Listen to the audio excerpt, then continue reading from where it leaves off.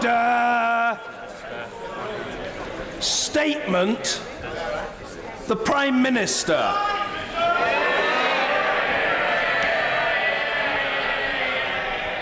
Thank you, Mr. Speaker. And with permission, I would like to update the House on our negotiations to leave the European Union. First, I want to pay tribute to my right honourable friends, the members for Esher and Walton and Tatton. Delivering Brexit involves difficult choices for all of us. We do not agree on all of those choices, but I respect their views, and I would like to thank them sincerely for all that they have done. Mr. Speaker, yesterday we agreed the provisional terms of our exit from the European Union, set out in the draft Withdrawal Agreement. We also agreed the broad terms of our future relationship in an outline political declaration. President Juncker has now written to the President of the European Council to recommend that decisive progress has been made in the negotiations, and a special European Council will be called for Sunday the 25th of November. This puts us close to a Brexit deal. Mr. Speaker, what we agreed yesterday was not the final deal. It is a draft treaty. It is a draft treaty that means that we will leave the EU in a smooth and orderly way on the 29th of March 2019, and which sets the framework for a future relationship that delivers in our national interest. It takes back control of our borders, laws and money. It protects jobs, security and the integrity of the United Kingdom, and it delivers in ways that many said could simply not be done. We were told that we had a binary choice between the model of Norway or the model of Canada, that we could not have a bespoke deal. But the outline political declaration sets out an arrangement that is better for our country than both of these, a more ambitious free trade agreement than the EU has with any other country. And we were told we will be treated like any other third country on security cooperation. But the outline political declaration sets out a breadth and depth of cooperation beyond anything the EU has agreed with any other country. So let me take the House through the details. First, on the withdrawal agreement, the full legal text has now been agreed in principle. It sets out the terms on which the UK will leave the EU in 134 days' time on the 29th of March 2019. We have secured the rights of the more than 3 million EU citizens living in the UK and around 1 million UK nationals living in the EU. We have agreed a time-limited implementation period that ensures businesses only have to plan for one set of changes. We have agreed protocols to ensure Gibraltar and the sovereign base areas are covered by the withdrawal agreement. And we have agreed a fair financial settlement far lower than the figures many mentioned at the start of this process. Mr. Speaker, since the start of this process, I have been committed to ensuring that our exit from the EU deals with the issue of the border between Northern Ireland and Ireland. I believe this issue can best be solved through our future relationship with the European Union. But the withdrawal agreement sets out an insurance policy should that new relationship not be ready in time at the end of the implementation period. I do not pretend that this has been a comfortable process, or that either we or the EU are entirely happy with all of the arrangements that have been included within it. But of course this is the case. This is an arrangement that we have both said we never want to have to use. But while some people might pretend otherwise, there is no deal which delivers the Brexit the British people voted for, which does not involve this insurance policy. Not Canada plus plus plus, not Norway for now, not our own white paper. The EU will not negotiate any future partnership without it. As the House knows, the original proposal from the EU was not acceptable, as it would have meant creating a customs border down the Irish Sea and breaking up the integrity of our United Kingdom. So last month I set out for the House the 4 steps we needed to take. This is what we have now done, and it has seen the EU make a number of concessions towards our position. First, the EU proposal for a Northern Ireland-only customs solution has been dropped and replaced by a new UK-wide temporary customs arrangement that protects the integrity of our precious union. Second, we have created an option for a single time-limited extension of the implementation period as an alternative to bringing in the backstop. As I have said many times, I do not want to extend the implementation period, and I do not believe we will need to do so. This is about an insurance policy. But if it happens that at the end of 2020, our future relationship is not quite ready, the UK will be able to make a choice between the UK-wide temporary customs arrangement or a short extension of the implementation period. Third, the withdrawal agreement commits both parties to use best endeavours to ensure this insurance policy is never used. And in the unlikely event that it is needed, if we choose the backstop, the withdrawal agreement is explicit that it is temporary and that the Article 50 legal base cannot provide for a permanent relationship. And there is also a mechanism by which the backstop can be terminated. Finally, we have ensured full continued access for Northern Ireland's businesses to the whole of the UK internal market.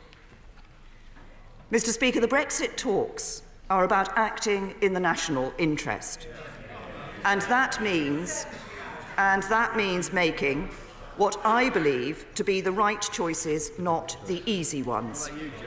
I know there are some who have said I should simply rip up the UK's commitment to a backstop, but this would have been an entirely irresponsible course of action.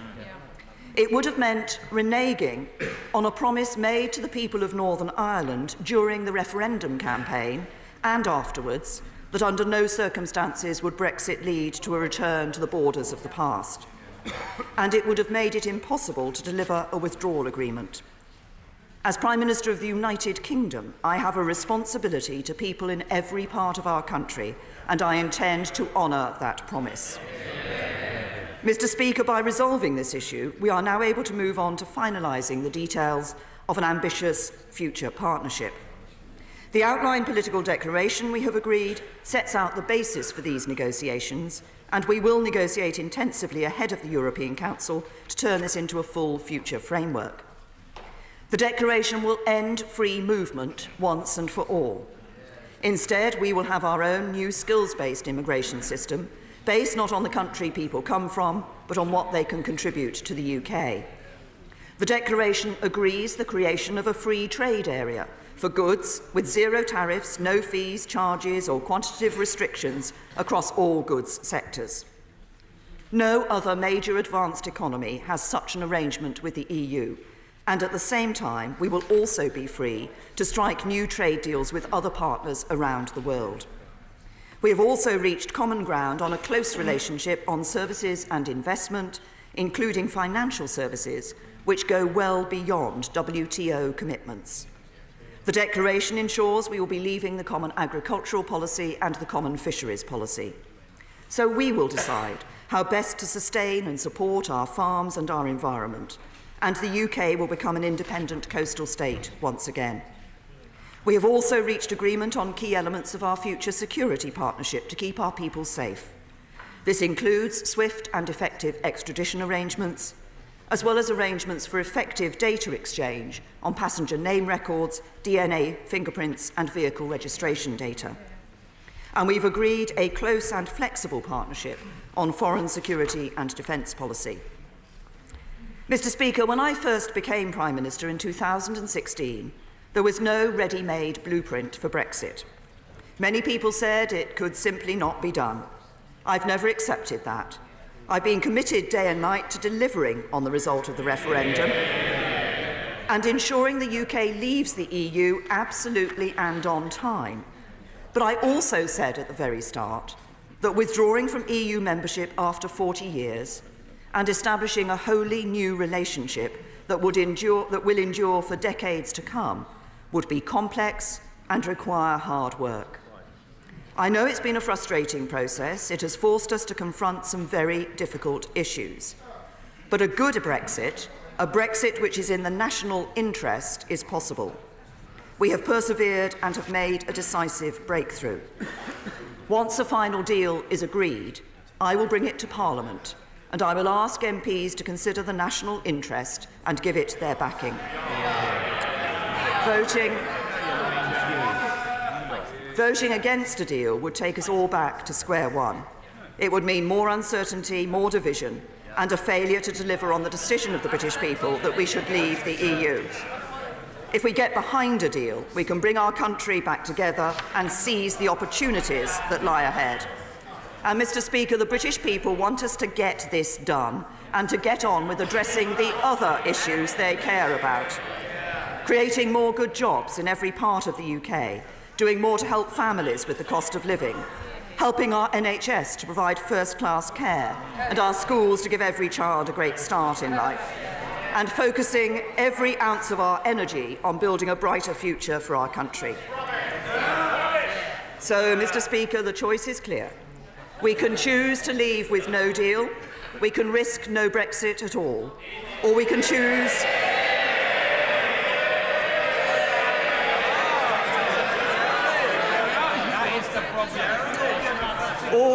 or we can choose to unite and support the best deal that can be negotiated. This deal, a deal that ends free movement, takes back control of our borders, laws and money, delivers a free trade area for goods with zero tariffs, leaves the common agricultural policy and the common fisheries policy, delivers an independent foreign and defence policy while retaining the continued security cooperation to keep our people safe, maintains shared commitments to high standards, protects jobs, honours the integrity of our United Kingdom and delivers the Brexit the British people voted for. I choose to deliver for the British people. I choose to do what is in our national interest, and I commend this statement to the House.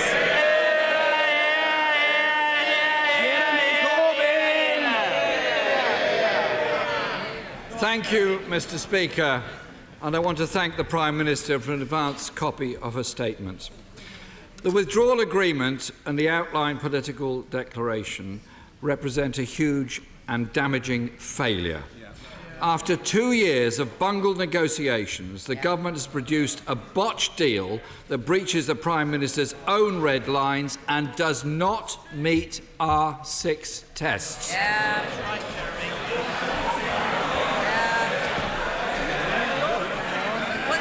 The government, Mr. Speaker, is in chaos.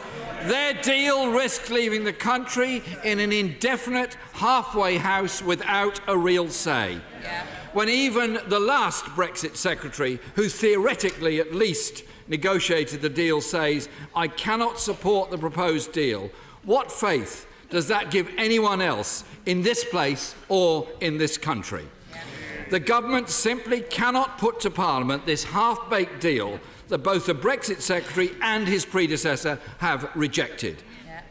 No deal is not a real option, and the government has not seriously prepared for it. The government must publish its full legal advice and the Treasury a full economic impact assessment of the deal and the OBR an updated economic forecast. The Withdrawal Agreement is a leap in the dark, an ill-defined deal by a never-defined date.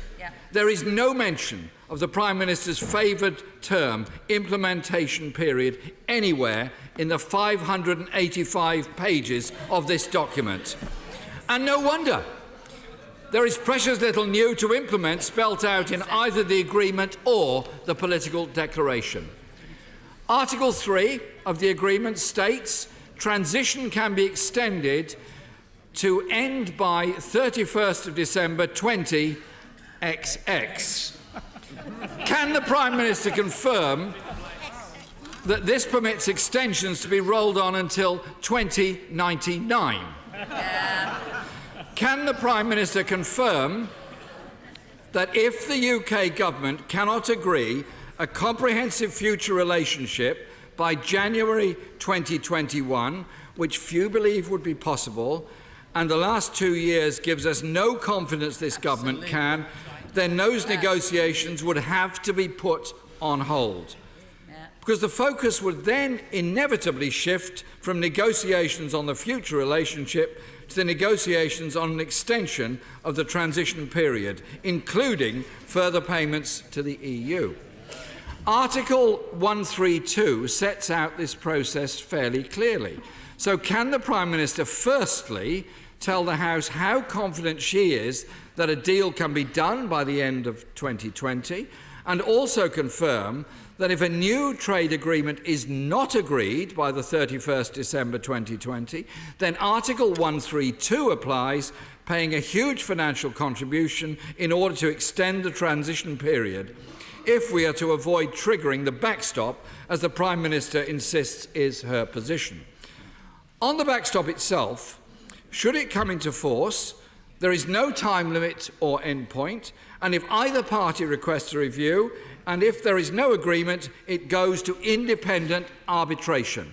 The backstop locks Britain into a deal from which it cannot leave without the agreement of the EU. In the backstop, restrictions on state aid are hardwired in with an arbitration mechanism, but no such guarantee exists for workers' rights. Can the Prime Minister also confirm that the backstop applies separate regulatory rules to Northern Ireland, creating a de facto border down the Irish Sea, as Northern Ireland would be subject to the customs union, but not the rest of the UK? This is despite the fact that the current Prime Minister said this is something, and I quote, no UK Prime Minister could ever agree to. Another of her red lines breached. In fact, the list of EU measures that continue to apply to the UK in respect of Northern Ireland runs to 68 pages of the agreement. This affects VAT declarations and rules of origin checks. And it's clear the Prime Minister's red line regarding the jurisdiction of the European Court of Justice has also been torn up. By 2021, under the Prime Minister's plan, we will either be in a backstop or still in transition, where we'll continue to contribute to the EU budget and follow the rules overseen by the ECJ. It is utterly far-fetched for the Prime Minister to say this plan means we take control over our laws, money and borders.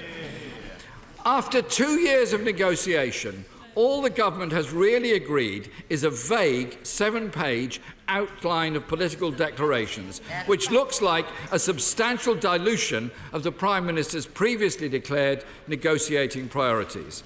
There is only the scantiest mention of workers' rights, consumers' rights, or environmental protection.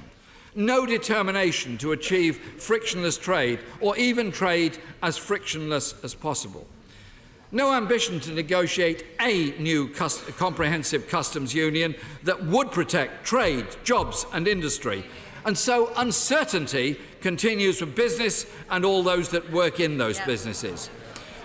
That risks decisions for investment being deferred even further, costing jobs and living standards, and many companies may decide the lack of certainty simply means they will Brexit. No clear plan to get a strong deal with the single market to ensure continued access to European markets in services, merely a vague commitment to go beyond the baseline of the World Trade Organization. Both the First Ministers of Wales and Scotland made clear to the Prime Minister that participation in a customs union to protect the economy and jobs was essential.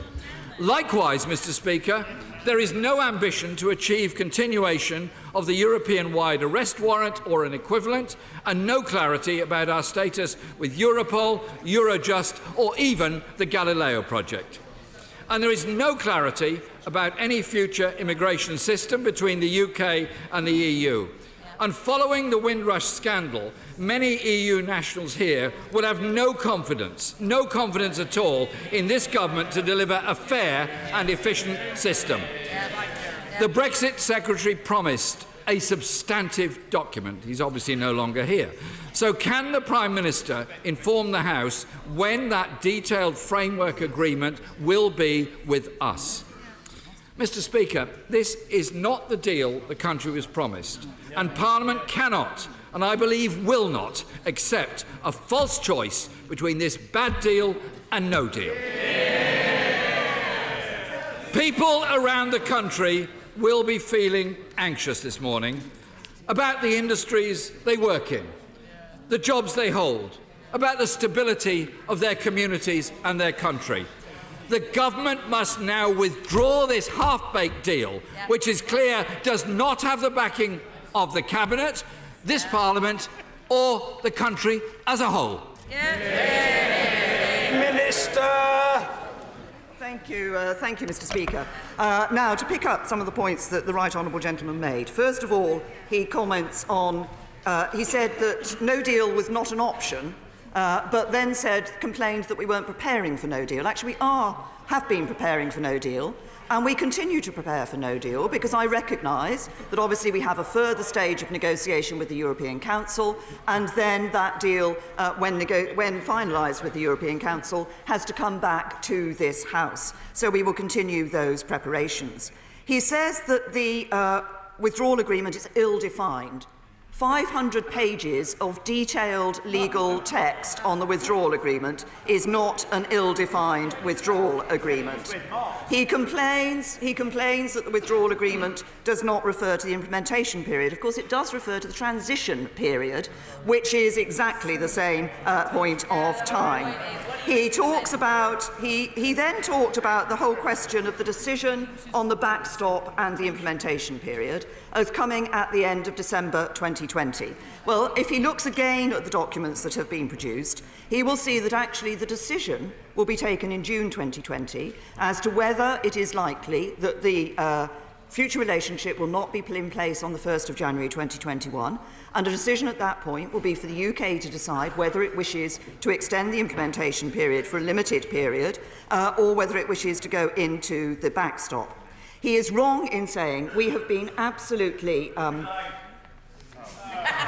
He is wrong in saying that we will have not dealt with the issue of the borders and the Irish Sea. We have dealt with that. I was clear in this House that we would.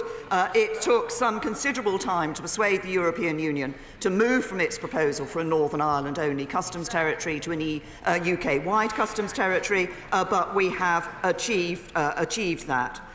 In relation to the question of workers' rights, there is reference to non-regression in relation to workers' rights. He says that the protocol, that the outline political declaration does not have references to what we were proposing in terms of a free trade area for the future. In fact, that is explicitly what it does reference in the protocol. It sets out very clearly that we will be creating a free trade area between the United Kingdom and the European Union.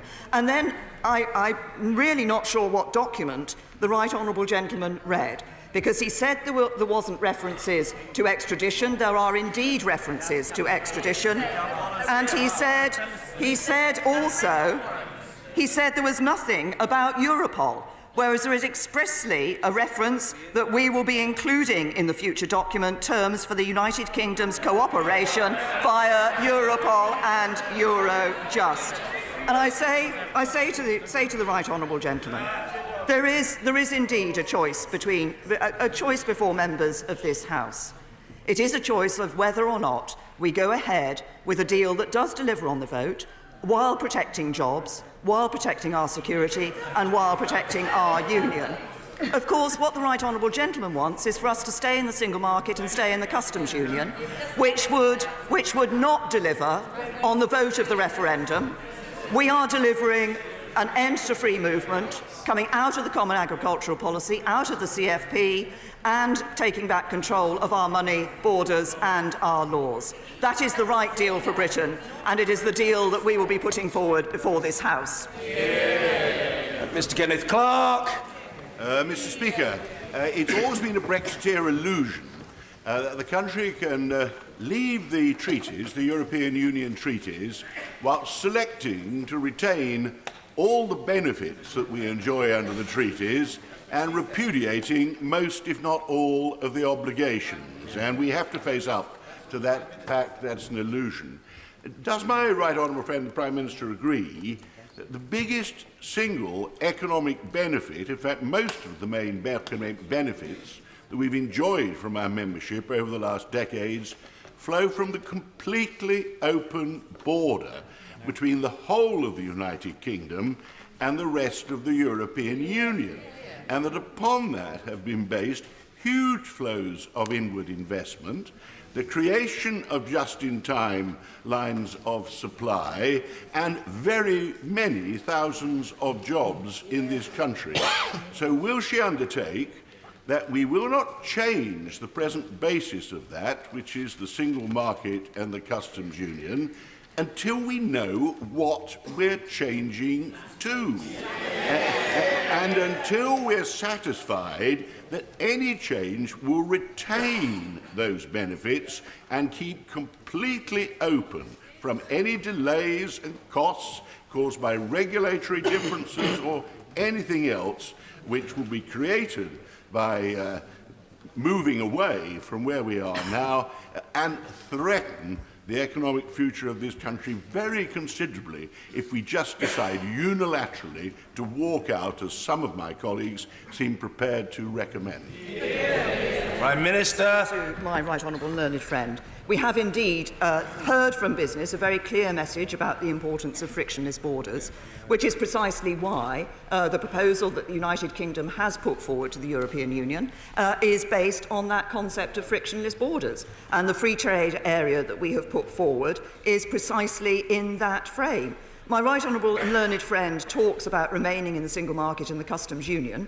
I do not believe that is right for the future of the United Kingdom, because I do not believe that doing those things would deliver on the vote of the British people. I think the British people wanted, there are various things that underpinned the vote. An end to free movement was crucial among those. Also, remaining in the customs union does not enable us to have an independent trade policy. I believe it's important that we do have an independent trade policy once we have left the European Union. We're negotiating the basis of our future trading relationship, but it's based on the concept of a free trade area and precisely the point he makes about being able to move goods seamlessly across the border. Ian Blackford. Thank you, Mr. Speaker, and can I thank the Prime Minister for advance sight of her statement. Mr. Speaker, the Prime Minister comes before us today trying to sell us a deal that is already dead in the water. Not even her own Brexit Secretary could stand over it. Now, Mr. Speaker, to lose one Brexit Secretary is one thing. To lose two in a matter of months illuminates the chaotic nature of this Tory government. The number 10 front door has become a revolving one. You know, the Prime Minister talks about taking back control. She can't even control her own cabinet. As I said yesterday, the Prime Minister is desperate and is increasingly looking defeated. What is absolutely shocking is that Scotland is not once mentioned in the document. Not once, Prime Minister, not once has the unique characteristics of Scotland's devolved settlement been worthy of mention. Order. The leader of the Scottish National Party must be heard, and heard with courtesy. And indeed, we're very grateful for your sedentary observations, Mr. Graham, but I don't think they greatly add to the quality of our deliberations. Everybody will be heard. Mr. Ian Blackford. Thank you, Mr. Speaker. Not once has Scotland's unique characteristics in the devolved settlement been worthy of mention, and yet 100 mentions of Northern Ireland, mentions of Gibraltar, of Cyprus, of the Isle of Man, but no reference to Scotland. Utter contempt has once again been shown to the Scottish Government, its Parliament and its people. Mr. Speaker, differentiated deals for Northern Ireland means Scotland can have its own differentiated deal. If Northern Ireland can stay in the single market, why not Scotland, Prime Minister? The Scottish Government have published compromise documents calling for justice. The Scottish Parliament has affirmed that position. Why does the Prime Minister ignore the democratically expressed position of the Scottish Government? What has happened to the claim of a partnership of equals? Never happened. Why are the desires of Scotland being ignored when we know that a differentiated settlement can be delivered? Why does the Prime Minister stand in the face of the legitimate demands of the Scottish Government and the Scottish Parliament? Well, you know, the Prime Minister can shake her head, but it's a matter of fact, it's a matter of reality. Show some respect to the devolved institutions.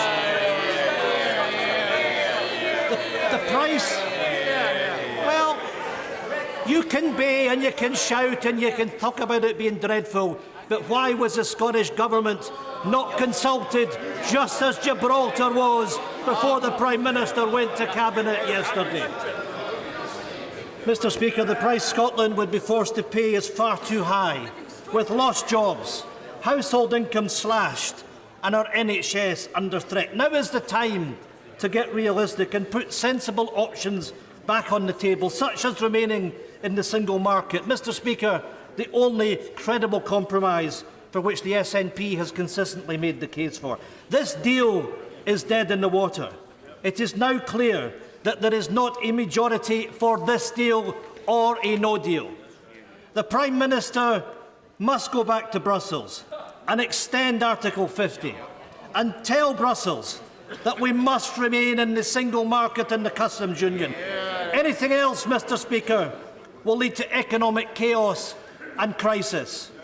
Prime Minister, do the right thing and we will work with you. Stop the clock and go back to Brussels. The Prime Minister. Can I just pick up two key points that the right honourable gentleman made? First of all, he made a reference to Scotland's NHS being under threat. In fact, Scotland's NHS depends on the Scottish Government, the SNP government, determining the money. It's no good him pointing. He's no good him pointing his finger at me. We ensure that in the NHS settlement, the Barnetized settlement means more money comes to Scotland, and Scotland has chosen not to spend it all on their NHS. That's an SNP decision. Just to... Order. I protected the right honourable gentleman quite properly a moment ago when he was being brayed at in an unseemly manner. But having asked the question, let me say to members of the Scottish National Party, they must hear the Prime Minister's reply with courtesy. Don't worry, everybody will get a chance. But the Prime Minister's responses must be heard with a basic courtesy and respect. The Prime Minister. Thank you, Mr. Speaker. I was then going to pick up the points that he made in relation to Northern Ireland. Northern Ireland is not staying in the single market. What is within the documents is that in order to ensure the frictionless trade across the border between Northern Ireland and Ireland, Northern Ireland will be meeting those regulations specifically in the goods part of the acquis, but it is not staying as a member of the single market. And he talks about Scotland being given the same treatment as Northern Ireland. Northern Ireland has a very particular set of circumstances. It is the only part of the United Kingdom that will have a land border with a country that is continuing as a member of the European Union. And that is why, together with our commitments in the Belfast Agreement, that is why Northern Ireland is dealt with separately in the Withdrawal Agreement. And then finally, he complained, much of his statement was a complaint that Scotland was not specifically mentioned in these documents. Scotland is not specifically mentioned. Scotland is a part of the United Kingdom. Mr. Ian Duncan Smith. Can I say that I have always wished well to my right honourable friend, and my question is in this light. To say to her, I have deep, deep misgivings on reading much of this overnight, that there is a real issue with the way that we will be treated with the backstop. And I say to her that when you read this, you realise that we are locking ourselves in to an arrangement from which we seem unable, therefore, to have the sovereign right to withdraw. That seems to me to be the biggest single issue here, which strips away the one thing that we said when we wanted to vote for leaving, was that we took back control. So can I say to my right honourable friend, my concern is that we have the sovereign right when we want to leave the UN. We have the sovereign right when we want to leave NATO. We have even the sovereign right when we want to leave the EU. But we do not have the sovereign right to leave this arrangement. Prime Minister. I thank my right honourable friend for his, and he says that the references to the backstop do raise some difficult issues, and I fully accept that they raise some difficult issues, and I fully accept that across the House there are concerns in relation to the backstop. Indeed, I share some of those concerns. These have not been easy decisions to take. It has been necessary, as I explained, and it would be necessary in any deal that we were striking for our future partnership with the European Union to agree a withdrawal agreement, and it has been clear, and we wanted to commit to ensure that we delivered no hard border between Northern Ireland and Ireland. It has been clear that that withdrawal agreement needed to include this insurance policy. But if I may say to my right honourable friend, first of all, he talks about being held in the backstop. First of all, the backstop is not necessarily what will happen, because we want to ensure that the future relationship is in place before the backstop is necessary. Secondly, it will be a choice as to whether we were to go in that circumstance where there was an interim period needed before the future relationship came into place. We would be able to choose a preference between the backstop and the extension of the implementation period. There are pros and cons on both of those sides of the arguments, and there will be honourable members who have a belief that one is better than the other. There is a mechanism for coming out of the backstop if the backstop is in place, coming out of the protocol. That is a mechanism that does, and he's right, it does require mutual consent. It is for both sides to agree that. It is, and I won't make any, bones about that. But it does enable that backstop to be replaced in a number of circumstances. Firstly, of course, crucially, if the future relationship supersedes it. It used to be the case, it was the case originally that was the only point at which it could be superseded. It is now the case that alternative arrangements could replace it. But I repeat what I have always said, which is that it is my intention to work to ensure that such an arrangement is not necessary, and we are able to go into our future relationship when we come out of the implementation period. Sir Vincent Cable. The Prime Minister rightly asserts that there are two alternatives to her plan, no deal and no Brexit. The government is investing considerably in contingency planning for no deal. What contingency planning is she doing for no Brexit, including, for example, advising the Commission that Article 50 may have to be withdrawn, and she herself preparing for the fact, however much she hates it, that the House may instruct her to carry out a people's vote? Can I say to the right honourable gentleman, he asked me what plans we're making for no Brexit. We are making no plans for no Brexit, because this government is going to deliver on the vote of the British people. John Redwood. If we took the best part of £39 billion over the next couple of years and spent it on public services and tax cuts, wouldn't that be a wonderful boost to our economy and the public mood? And wouldn't that be a better way of spending the money than buying 21 months? Order, order. This is extremely discourteous. The right honourable gentleman has a right to be heard without being shouted down while he's speaking. I invite the right honourable gentleman to begin his question again and to deliver it in full. Mr. John Redwood. Well, Mr. Speaker, I was saying, wouldn't it be a wonderful boost to our economy and our public services if we spent that money on ourselves rather than on 21 months of delay, massive business uncertainty, and something which would sour the political and the public mood for the whole time period? Prime Minister. I say to my right honourable friend, as I said at a very early stage of these negotiations, the United Kingdom is a country which meets its legal obligations. That says a great deal about the sort of country that we are. And there are legal obligations. As I said in my statement, that sum of money that he's referred to is considerably less than the European Union was originally proposing we would be required to pay as part of the financial settlement. But I remain firmly of the view that this is a country that should ensure that we continue to meet our legal obligations, and we will do so. Mr. Nigel Dodds. Mr. Speaker, I could today stand here and take the Prime Minister through the list of promises and pledges that she made to this House and to us privately about the future of Northern Ireland in the future relationship with the EU. But I fear it would be a waste of time, since she clearly doesn't listen. And can I say today that this House now has a clear choice, and every member in it, that this House has been left in a position where the choice is subjection to the rules and laws of others who may not have our interests at heart, And for Northern Ireland and for our precious Union, 5 of those who resigned today have all talked about the threat to the integrity of the Union, and I congratulate them and praise them for what they have said and done and their strong actions. And 39 billion has just been said for nothing. The choice is now clear. We stand up for the United Kingdom, the whole of the United Kingdom, the integrity of the United Kingdom, or we vote for a vassal state with the breakup of the United Kingdom. That's the choice. Prime Minister.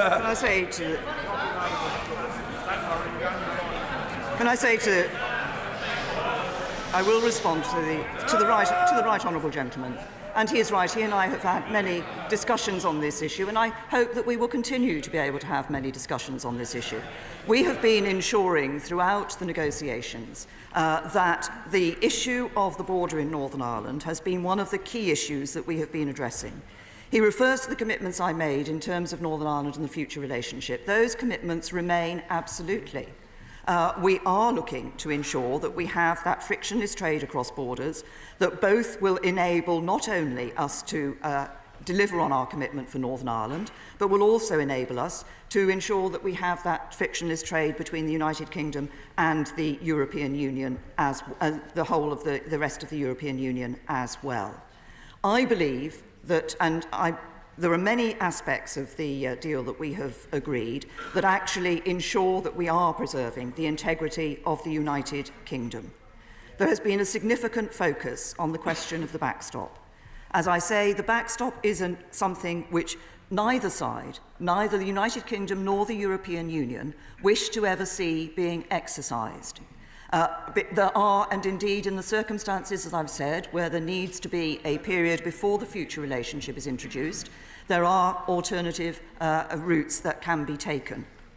But if the right honourable gentleman says to me that he's concerned that we have not considered Northern Ireland throughout this process, I'm grateful to him that he says he's not said that, because I have remained committed to delivering on 2 things for Northern Ireland. Both no hard border between Northern Ireland and Ireland, 3 things, no hard border between Northern Ireland and Ireland, for us to be able to continue to maintain and respond to our obligations under the Belfast Agreement, and to ensure that we protect the integrity of the United Kingdom. Anna Soubry. Mr. Speaker. Mr. Speaker, nobody can doubt the Prime Minister's absolute commitment and dedication to doing her duty and trying to deliver on the result of the EU referendum. But the harsh, cruel truth of it is that this is not the promised deal. The reason why the people of this country are so fed up is because they've been made so many promises, none of which have been delivered upon, because they can't be delivered upon. I agree with the Prime Minister. We face 3 choices. We either accept this agreement, and I respectfully suggest there is now no majority for it, or we have no deal, which would be profoundly irresponsible and catastrophic for our country, or we have no Brexit. We remain in the European Union, the best deal that we have with the European Union. And on that basis, would she at least today undertake not to rule out taking this back to the British people and having a people's vote? Prime Minister. I'm afraid on that particular issue I will disappoint my right honourable friend. I'm not going to change the position I've taken in this House, and indeed taken more widely. I believe that it is the duty of members of this Parliament to ensure that we deliver on the choice that was made by the British people, a choice that this Parliament overwhelmingly decided to give them. That means that we will not be taking the option that she said of remaining in the European Union, but we will indeed be leaving the European Union, and that will happen on the 29th of March next year. Ms. Hilary Benn. Thank you very much, Mr. Speaker. The Prime Minister has once again told the House that we will be leaving the customs union. But the truth is that we will be remaining in a customs union, both in the transition and in the backstop arrangement, which can only be ended with the agreement of the EU. And the truth is also that the only way to protect jobs, investment and an open border in Northern Ireland in the long term is to remain within it. Will the Prime Minister now look the British people in the eye and admit that remaining in a customs union is in our national economic interest, because without it, we will be poorer as a country. What is in our national interest is ensuring that we continue to have a good trading partnership with the European Union once we have left. That is why we have put forward a proposal which is reflected in the outline political declaration for a free trade area in goods. It is why we have also put forward a proposal which would ensure the frictionless trade of goods across the border. The Right Honourable Gentleman and I disagree. A customs union is not the only way to ensure that we continue to have a good trading relationship with the European Union. We've put forward a proposal that is reflected in the outline political declaration to do that while also ensuring that we are able to take the advantage of operating an independent trade policy. Sir William Cash. Thank you, Mr. Speaker. These 585 pages are a testament to broken promises, failed negotiations, and abject capitulation to the EU.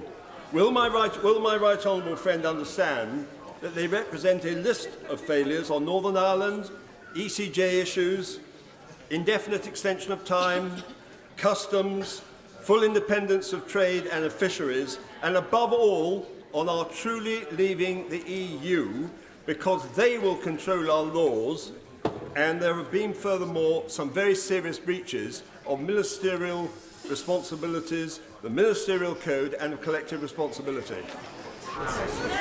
Minister. Can I say to my honourable friend that what we are looking at here is a withdrawal agreement which determines the withdrawal of the United Kingdom from the European Union, and the declaration which identifies the scope and structure of our future relationship.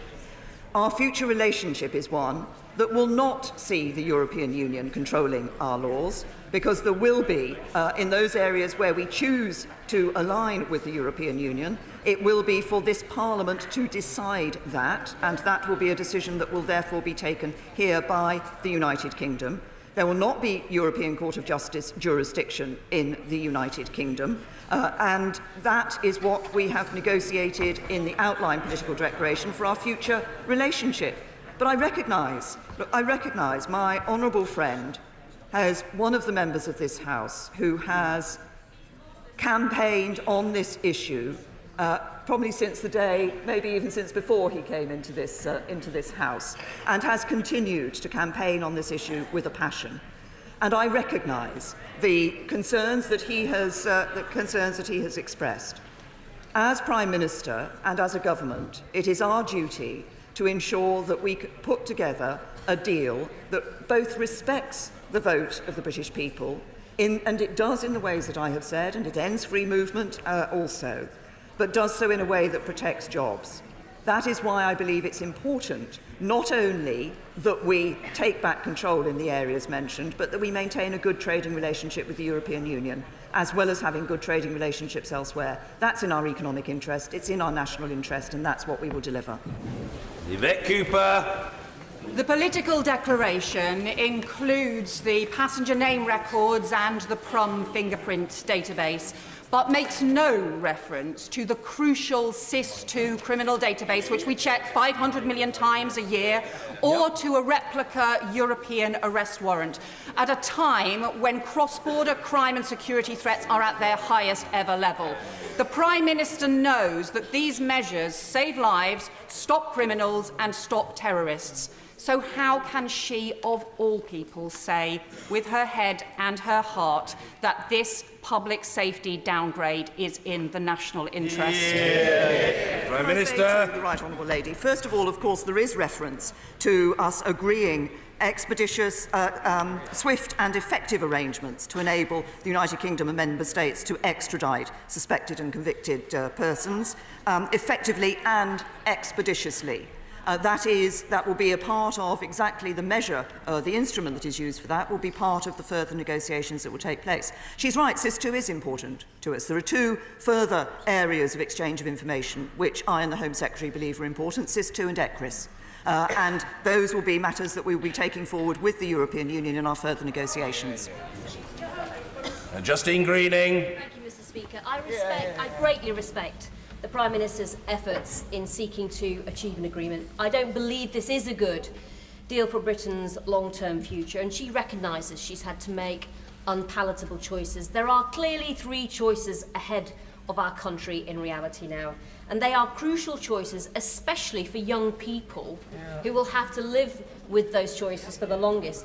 The Prime Minister said this is in the national interest. So why not allow people in our nation to have their say now? If it was good enough before, why isn't it good enough now? Prime Minister. Can I say to my right honourable friend, and indeed, obviously this is our right honourable friend had already raised this issue, as have members on the opposite benches. This House chose to ask the people of the United Kingdom whether they wish to remain in the European Union or leave the European Union. There was an overwhelming vote in Parliament to do that. There was an overwhelming vote in Parliament to do that. It was about 6 to 1, so anybody says it wasn't overwhelming is wrong. The British people exercised their vote. They exercised their vote in numbers that we have never seen before.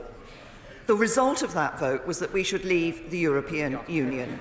And it has always been my view, as I've seen in other European issues, other countries, other member states of the European Union, taking matters back to their populace, having a referendum, the voters come out against what the European Union wanted, and effectively there's then been a second vote, a sort of go back and think again vote. I don't think it's right that we should do that in this country. We gave people the choice. We should deliver on the decision they took. And Mr. Christopher Leslie. It's quite clear we've been going for about an hour now. Not a single honourable or right honourable member has supported the plans that the Prime Minister has set out. So it's quite clear she cannot command the House of Commons on these proposals. In fact, I'm almost tempted to ask if the honourable members opposite would put their hands up if they actually do support the Prime Minister on this set of proposals. Not one. Not one. In which case, she says that remaining in the European Union is an option. How can the British people fulfil that choice if that is what they choose? Thank you. Prime Minister. I think, sorry, I apologise, but I didn't quite hear the question. I think the right honourable gentleman said staying in the European Union was an option. But no, I said there was a risk of no Brexit at all. I said there was a risk of no Brexit at all. But what the government is determined to do is to deliver on the vote that the British people took to leave the European Union.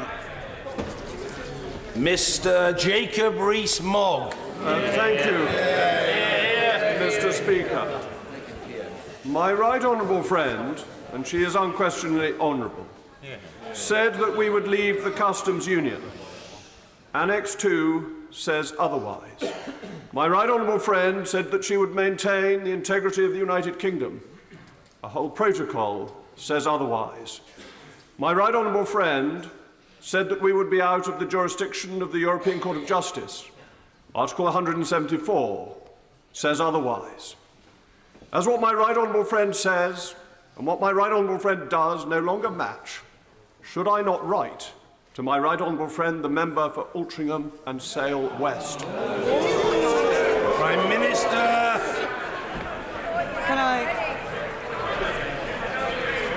Can I say to my honourable friend, can I say to my honourable friend, we will indeed, he has referred to the articles that relate to the protocol in the withdrawal agreement. I have been absolutely clear that some difficult choices have had to be made in relation to that protocol. Those choices have been made because I believe, and I strongly and firmly believe, it is important that we do ensure that there is no hard border between Northern Ireland and Ireland. But as I have said before, my honourable friend has heard me say before, it is not only our intention, but we will be working to ensure that that protocol does not need to be put into place. What what we are negotiating alongside that withdrawal agreement is not something that will be of a temporary nature, but what will be a lasting future relationship with the European Union, which will last for decades to come. And in that future relationship, we will no longer be a member of the Customs Union. We will no longer be a member of the single market. An end to free movement will have been delivered. The integrity of the United Kingdom will have been maintained. The jurisdiction of the European Court of Justice in the United Kingdom will end, and we will come out of the Common Agricultural Policy and the Common Fisheries Policy. As I ask my honourable friend to consider the nature of the future relationship that we will be delivering with the European Union, which does indeed deliver on the commitments that I've made.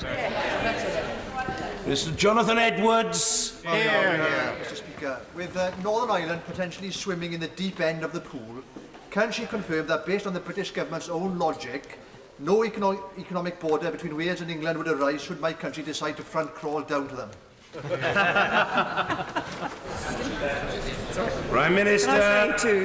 Can I say to the honourable gentleman that, of course, we're conscious, as we look at the proposals for the trading relationship between the United Kingdom and the European Union, I'm conscious of the significant trade that takes place between Ireland and Wales, and the importance this has for the Welsh ports. Of course, if you look at the future relationship, we have made a proposal for that frictionless trade, which would indeed protect the business of the Welsh ports and ensure that we have, as part of that good trading relationship for the future.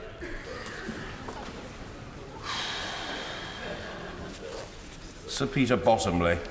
Can I put to our right honourable friend that the majority in the country, in this Parliament and in this party accept the result of the referendum, that we back her in trying to get the sovereignty she's argued for, the prospects of prosperity, security and a fruitful partnership across the Channel, the North Sea and across the world, and the alternatives, if we don't go forward with this, are the probability of crashing out and the possibility of a government led by the Leader of the Opposition, neither of which is an alternative. Prime Minister.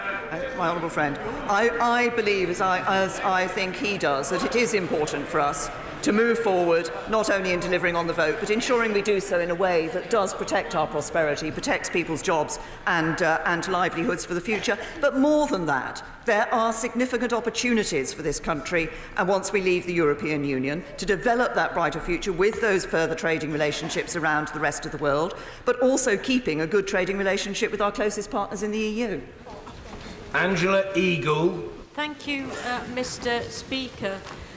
Will the Prime Minister now recognise that she made a catastrophic error when she decided to kowtow to the fantasy extremist beliefs of the Brexiteers in her own party, instead of bringing the country together, that their views are impossible to actually bring about, and they are now openly plotting against her as she has tried to do her best in this negotiation? Surely she now needs to listen to the fact that there is no majority in this House for the botched deal she has brought back.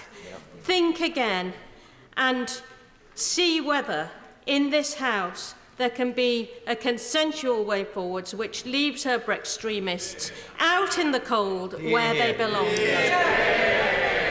Prime Minister. I say to the honourable lady that I have kowtowed to no one. The instruction I take is the instruction that was given to every member of this House by the British people in the referendum on 2016. Mr. Mark Francois. Thank you, Mr. Speaker. It may surprise the House, but I agree with my honourable friend from Broxtowe. Prime Minister, the whole House accepts that you have done your best. But the Labour Party have made plain today that they will vote against this deal. The SNP will vote against it. The Liberals will vote against it. The DUP will vote against it. Our key ally in this place will vote against it. over 80 Tory backbenchers, well, it's 84 now and it's going up by the hour, will vote against it. It is therefore mathematically impossible to get this deal through the House of Commons. The stark reality, Prime Minister, is that it was dead on arrival at St Tommy's before you stood up. So I plead with you to accept the political reality of the situation you now face. Sorry, the Prime Minister. I say to can I say to the honourable gentleman, I respect the fact that he obviously holds very clear views on the issue of our membership of the European Union and the sort of relationship that we should have with the European Union thereafter. We will go forward with the final negotiations towards that European Council meeting on the 25th of November. And when a deal is brought back, it will be for members of this House, not just to look at the details of that deal, but to consider the vote of the British people, to consider our duty to deliver on the vote of the British people. This is the deal that has been negotiated with the European Union. We have to finalise it, and the vote will come when we have a meaningful vote. And it will be to members of this House to determine how they wish to vote at that time, and to remember when they cast their vote the importance of ensuring that we deliver on the vote of the British people. Ben Bradshaw. The Prime Minister will be aware that the main financial backer of Brexit, Mr Aaron Banks, is now under criminal investigation by the National Crime Agency because of serious doubts about the true source of the money he spent on the Leave campaign. Did the Prime Minister, when she was Home Secretary in 2016, decline a request from the security services for Mr Banks to be investigated? Prime Minister. I say to the right honourable gentleman that, of course, we do not comment in this House on individual criminal investigations that take place. Nicky Morgan. Thank you very much indeed, Mr Speaker. There are many ironies in this whole Brexit process, and one of them is we just heard that colleagues on these benches are going to use a parliamentary vote, which 11 of us voted for last December, and received a torrent of abuse, accusations of treachery, betrayal, and threats of deselection. But as we've heard so many times, we are where we are. I want to pay tribute to the fact that the Prime Minister did get agreement in Cabinet. And can she reassure us that regardless of however many ministerial resignations there are between now and that vote, that the agreement will come to Parliament and Parliament will have its say, and that she is clear that voting for that agreement is in the national interest? Can I say to my right honourable friend that I can give her the assurance that obviously we have the step of the European Union Council and finalising the deal, but a deal when finalised will indeed be brought to Parliament, and as I suggested earlier, it will be for every member of this House to determine their vote in the national interest. Pat McFadden. Mr Speaker, the Prime Minister has carried out her mission on this with no small sense of duty, but it has been a failure and it has turned out to be a humiliation. This was sold to the people as taking back control, but the promises of the right-wing nationalists who drove this have been shown to have turned to dust. Instead, we are being asked to sign up to control of vast swathes of our economy with no say over them and paying tens of billions for the privilege. Is it not the case that, far from taking back control, this is the biggest voluntary surrender of sovereignty in living memory, and it's time to think again? Prime Minister. My answer to his question is no. And if we look at the situation, he refers to the 39 billion, which of course was the financial settlement that is in the withdrawal agreement, which is part of the overall package of the withdrawal agreement and the future relationship. And the future relationship that we are negotiating with the European Union is designed, and the outline political declaration makes this clear, to deliver on exactly the issues that were uttered to the British people when they voted for Brexit. Of course, as I have said repeatedly many times in this House, nothing is agreed until everything is agreed. Steve Baker. Mr. Speaker, this backstop is completely intolerable, and I feel confident that even in the unlikely event that legislation for it reaches this House, it will be ferociously opposed. Will my right honourable friend therefore accept that this deal could well be a choice by the government to have no deal imposed upon it at the last minute? And will she therefore trigger all of the implementation of no deal contingencies now? Hear, hear. Prime Minister. I say to my honourable friend that we, as I indicated earlier, I think in response to a previous question, we will be continuing the no-deal preparations because I'm conscious that we have further stages to go in relation to this process, the European Union Council, and of course bringing this matter back to this House. And as he has recognised, that's not just the meaningful vote, but also the legislation that then has to go through. And as I said earlier, recognising that we have that European Council and that meaningful vote to take place in this House, we will be continuing our no-deal preparations. Stephen Gethins. Mr. Speaker, whilst it might be tempting to watch the much vaunted Tory Brexit festival, this is deeply serious stuff. Now, the Prime Minister knows that her Treasury's own analysis means that every single one of her plans means people losing their jobs. So will she look at the plan, which means us losing the least number of jobs, which is the least damaging, and may, unlike her plan, win support across this House, and that's to remain part of the customs union and the single market? Prime Minister. No, we will be leaving the customs union and leaving the single market. Amber Rudd. Or leave, whether we sit on this side of the House or that. We know that millions of people voted for Brexit because they are anxious about their futures, about their children and about their families. Away from the Westminster bubble, we must remember to consider these vast communities when we consider the outcomes today. And we know that it is no deal that will be most damaging to them. Can I ask the Prime Minister what the response is, what the response has been from the business councils that she set up, those major employers in the country that will protect those jobs? Prime Minister. I first of all thank my right honourable friend for focusing people's sights on people outside of this chamber, because they are the people that we must consider when we are looking at our decisions in relation to this deal when it comes forward. Can I just say there have been quite a number of quotes that have come from industry about the deal and about the fact that, for example, it delivers a clear path ahead that business so desperately needs. That it brings with it some certainty, the Federation of Small Businesses, it brings with it some certainty that our small businesses have craved. Business out there has been looking for the certainty that a deal will bring. And they have also been concerned that we focused on that free trade area and on that frictionless trade across borders, which of course is exactly what this government has done. Frank Field. Can the Prime Minister guarantee to the House that at the end of March we will continue to have frictionless supply chains, and at the end of this process we will be in control of our borders, we will have brought back all the judicial powers that we have surrendered, and we will be free from the European Court's jurisdiction? Can I say to, Minister. Can I say to the right honourable gentleman that the future relationship that we are negotiating with the European Union absolutely delivers on the points that he made about no jurisdiction of the European Court of Justice, taking back control of our borders so free movement is ended.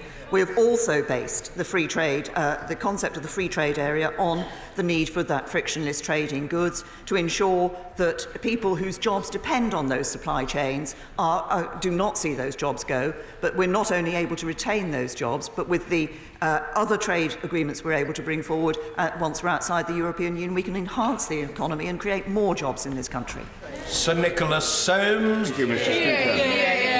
Mr. Speaker, may I congratulate the Prime Minister on her exceptional efforts to honour the result of the referendum and to achieve a deal with the European Union under the most difficult and demanding circumstances. And will she elaborate on the scale and breadth of the future partnerships agreed on security and defence? Prime Minister. I'm happy to do that for my right honourable friend. There are two areas in relation to security. One, of course, is internal security, on which I've answered a number of questions, where we intend to maintain cooperation in a number of areas where we're currently working very closely with our European partners. The other is in external security and defence. And we will have, obviously, our independent foreign policy. It will be for our decisions. But what we have negotiated and is set out in the outline political declaration is an ability for the United Kingdom, where it makes sense to do so, to work with our European partners on matters of security and defence, and on issues like the imposition of sanctions, where it makes sense for those sanctions actually to be Europe-wider than simply the European Union, and the UK to be part of that. We will have our independent ability to deliver on sanctions, but we will cooperate with our partners in the European Union. That is what retains our independence, but also ensures that we're able to act at all times in the best interests of the United Kingdom and the best interests of maintaining our security and defence. Caroline Lucas. Thank you, Mr. Speaker. The Prime Minister knows that her deal is dead. She knows that no deal would be a disaster. So we risk chaos, job losses, environmental rules torn up, the NHS in crisis. Now, that was never the will of the people. They did not vote for that. This isn't a parlour game, it's real people's real lives. And those risks can only be addressed if we put aside party politics. So I appeal to her again. Why will she not give the people of this country a vote, a people's vote, on where this country goes next? Prime Minister. I could refer to the Honourable Lady to answers I've given earlier, but let me repeat the answer I have given earlier, which is that this Parliament gave the people a vote. The people voted to leave, and we will deliver on the people's vote. Sir Edward Lee. With respect to my honourable friend for North East Somerset, I believe these issues are so complex that one should not deal with them on a personal basis. But my question is this, and will she help me in my loyalty? What if the Brexit Secretary is right? What if his resignation letter, his devastating resignation letter, is correct? That we are likely or possibly going to be locked permanently in a backstop arrangement. What if, therefore, she loses this vote in Parliament, which is very likely? Can she promise me that whatever happens in this vote, she will deliver Brexit at the end of March? Prime Minister. Can I say to my honourable friend, first of all, that we will be leaving the European Union on the 29th of March 2019. And that is a set date, and I'm determined that we will deliver on that, whatever happens in between. In relation to this question of whether or not were we to be in the backstop, and as I've said, the backstop is not an arrangement that either side actually wants to see being operated, that it was no more than a temporary construct. There are various aspects to this. I will draw his attention to one or two of those. First of all, it is not possible under Article 50, under the legal basis of Article 50, under which this withdrawal agreement is set, for it to set a permanent relationship for the future, and that is explicitly referred to within the withdrawal agreement, that it does not establish a permanent relationship, and as I say, that's inherent in the operation of the Article 50 legal base. I would also say to my honourable friend that one of the things that we have got removed from this protocol is the idea that was there at one stage that if we'd moved on to the future relationship and the British government chose to change that future relationship, that the backstop could be reinserted. It cannot be. Once it is superseded, it cannot be revived. Phil Wilson. Thank you, Mr. Speaker. Can I congratulate the Prime Minister? She has proven yet again that you cannot square a wheel. Can the Prime Minister therefore say, hand on heart, whether she believes what she has negotiated is better than the deal we have now? Prime Minister. I firmly believe that this country's best days are ahead of us. We will get a good deal in the European Union. We will get a good deal with the European Union and take advantage of our independence outside the European Union with our trade deals around the rest of the world. Stephen Crabb. My own constituency, like the rest of the country, is deeply divided today. Does my right honourable friend agree that there was always going to come a really difficult moment when the theory of a perfect Brexit met the cold reality of hard choices and compromise? But does she agree with me that this is absolutely not a moment to walk away from our responsibilities to govern and provide this country with leadership at this difficult time? Minister. Can I say to my right honourable gentleman, yes, I do agree with him. This is a complex negotiation. This is a complex negotiation. It does require difficult choices to be made. And the challenge for all of us in this House is to make those choices not according to what we wish the world could be like, but to the reality of the world that we see, and to make those choices pragmatically in the interests of the British people.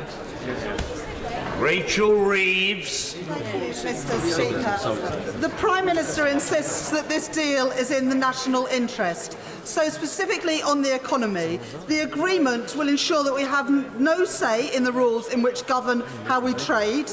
It does not include services as part of free and frictionless trade, and it offers only the illusion of future trade deals. Given all this, does the Treasury believe that we will grow more or less fast and create more or less jobs with a negotiated agreement or with our current relationship with the European Union? Prime Minister. Lady, she refers, of course, to the withdrawal agreement.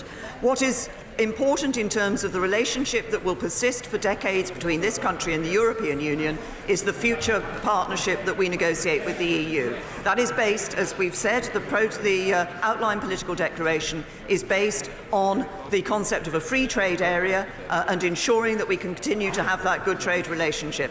And I can assure her, as I've assured honourable members across this House before, that when the meaningful vote is before this House, members will have the appropriate analysis in order to inform them in coming to their decision. Dr. Sarah Wollaston. It will be blindingly obvious to the entire country that the Prime Minister's deal cannot pass this House. What they will find unforgivable is that we are running out of road, and in 134 days we will be crashing out of the European Union with no deal and no transition, with catastrophic consequences for all the communities that we represent in this House. Could I urge the Prime Minister again to think again about whether at this stage we should go back to the people, present them with the options, rather than us just stumble on regardless into something that will have such profound implications for all of our lives. Prime Minister. The nature of the Brexit, of our future relationship with the European Union, will be a matter, of course, that will come before this House in the vote that this House will take. And members of this House will have various issues to consider when they take that vote. But I will say to my honourable friend, as I have said to other honourable members, honourable and right honourable members of this House, that I firmly believe that having given the choice as to whether we should leave the EU to the British people, it is right and proper and indeed our duty as a Parliament and as a government to deliver on that vote. Liz Kendall. We now know that during the transition, which may well have to be extended, that the UK will give up our say over the rules that govern large parts of our economy. And if the backstop comes into play, we won't unilaterally be able to leave it. How is giving up our current say and influence for no say and influence taking back control? Can I say to the Honourable Lady that indeed what she describes in relation to the transition period was clear. I've answered questions in this House on it back in March when the European Council agreed the concept of the transition period. So that was absolutely clear. The point of that transition period is moving towards the future relationship, and the future relationship is one in which we will have the ability to determine our position. Yes, we put forward a proposal in the White Paper which had frictionless trade and a common rule book, but alongside that common rule book was a parliamentary lock on determining whether or not this country would accept any changes in those rules. Mr. Peter Bone. Thank you, Mr. Speaker. The government is preparing to give £39 billion to the EU, and there is no legal obligation to do so. and we are going to get nothing in return. That is £60 million for each and every constituency in this country. Sir, if I had £60 million in Wellingborough, I would have the Isham bypass, I'd have our roads mended properly, I'd have an urgent care centre at the Isbrook Hospital, and would have millions of pounds over. Please, Prime Minister, use that money in this country, not give it to the EU. Prime Minister. My honourable friend, the premise of his question was that there was no legal obligation for us to pay anything to the European Union. I have to say that I believe that is not the case. I believe there are legal obligations for this country in relation to the financial settlement with the European Union. And as I said earlier, I believe that as a country, we are a country that abides by our legal obligations. Tom Brake. This deal is not in the national interest, and the Prime Minister knows that. It leaves us less secure, less influential and more isolated. But could I ask the Prime Minister, on the subject of no Brexit at all, could she set out what scenarios would lead to no Brexit at all? As far as I can tell, there are only two. One, she calls a general election, which I assume she won't be doing, or two, she allows a people's vote. So which of those two is it going to be? Prime Minister. To the right honourable gentleman. He refers to what he described what he thinks the position is going to be for the United Kingdom if we go ahead with this deal. And he talks about us being more isolated. That will not be the case. The United Kingdom will be continuing to play its role on the world stage in a whole variety of organisations that will be involved in, but also in the way in which we negotiate trade deals with the rest of the world, in the way in which we support and cooperate with parts of the rest of the world on matters like security and defence. There is no sense in which this United Kingdom is going to be isolated when we leave the European Union. Antoinette Sandbach. Thank you, Mr. Speaker. For many months, this House was assured that it would have the full future framework before it when it was voting on the Withdrawal Agreement. I was encouraged to hear the Prime Minister say that further detail will emerge, as that will be critical for the jobs and employment in my constituency. Can the Prime Minister outline when we will see that full future framework? Can I thank my honourable friend, because this gives me an opportunity to set out the process that will be followed.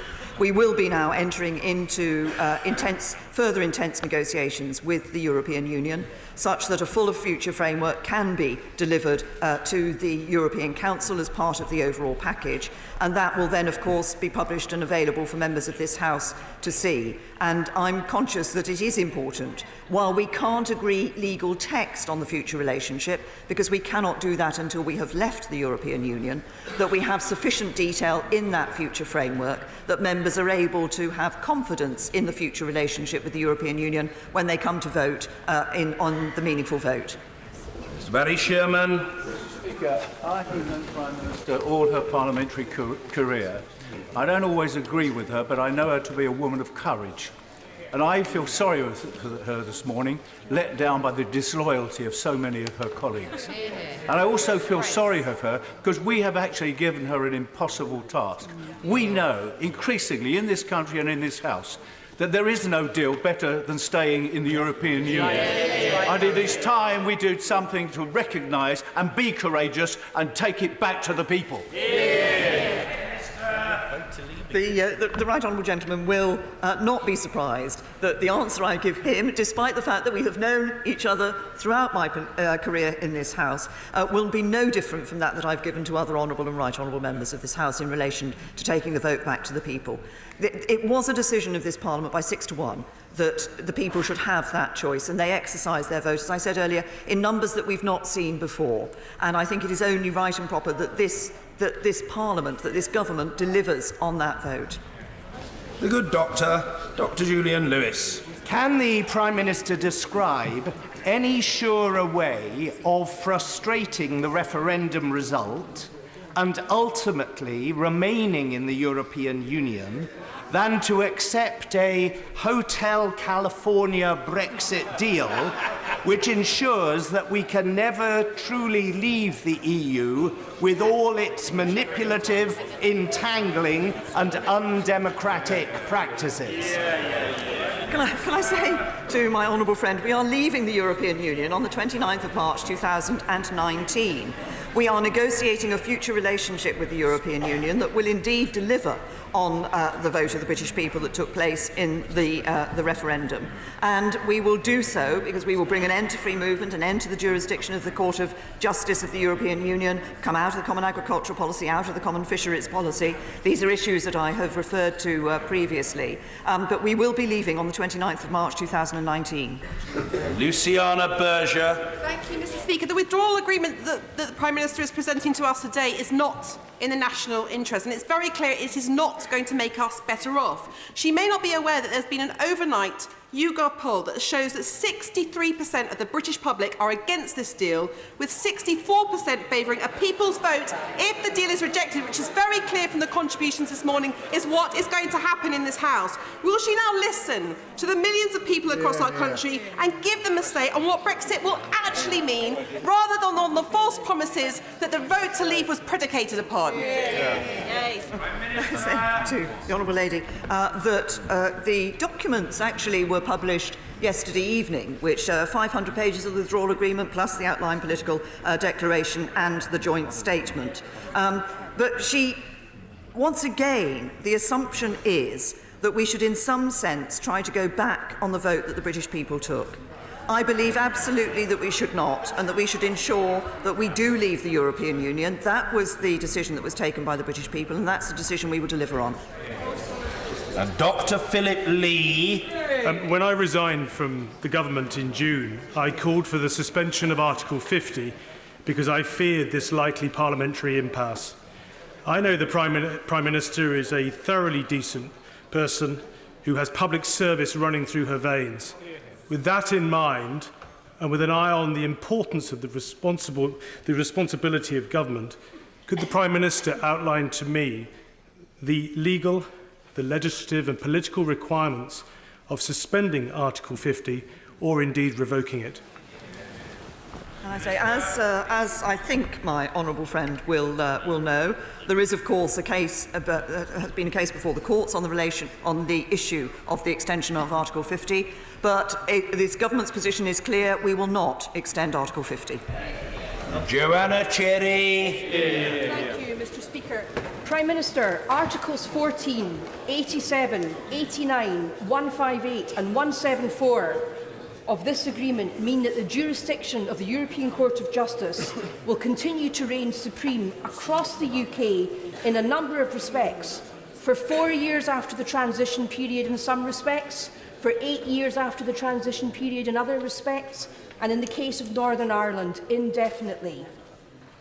Can she tell us in what respects her red line on the Court of Justice survives this agreement? Say to the honourable lady that yes, and I was very clear when we brought back the agreement in December in the joint report in relation to citizens' rights, for example, that there would continue to be an ability for the interpretation of the European Court of Justice in relation to European Union law on those rights to be considered for a period of time beyond the end of the transition period, and then that will cease. In relation to Northern Ireland, it is not the case that Northern Ireland will be indefinitely under the jurisdiction of the European Court of Justice. The future relationship that we are negotiating with the European Union will ensure that the United Kingdom will be removed from the jurisdiction of the European Court of Justice. If she looks at the governance arrangements that have been put in, that are proposed to be put in place, we are very clear that the court of one party cannot determine matters in relation to the court in relation to another party. Sir Christopher Chope. My right honourable friend has repeated today that nothing is agreed until everything is agreed. So can my right honourable friend explain why there is nothing in the withdrawal agreement which makes the withdrawal agreement legally contingent upon the implementation and agreement of a legal relationship for the future? say to my honourable friend that there are indeed, of course, clauses which link the withdrawal agreement to the future relationship, and to ensuring that both sides will be, and the legal term of best endeavours is used in a number of places in relation to this matter, to ensure that that future relationship is in place. Obviously, as I've said earlier, we are still going to be negotiating further details in relation to that future relationship. And it is the determination of both sides, as expressed in these documents, that that future relationship should be capable of being put into place at the end of the transition period. Kate Hoey. The Prime Minister made a very dignified statement in very difficult circumstances, but does she actually realise that outside this House, when people read these hundreds of pages of Eurospeak, that they will realise that, in a way, we are being sold out. We've been sold out by our negotiators, who have allowed the EU to take the lead. Will she not accept that at this stage, not only are we all being collectively sold out, but the people of Northern Ireland are being sold out absolutely? I say to the Right Honourable Lady that I do not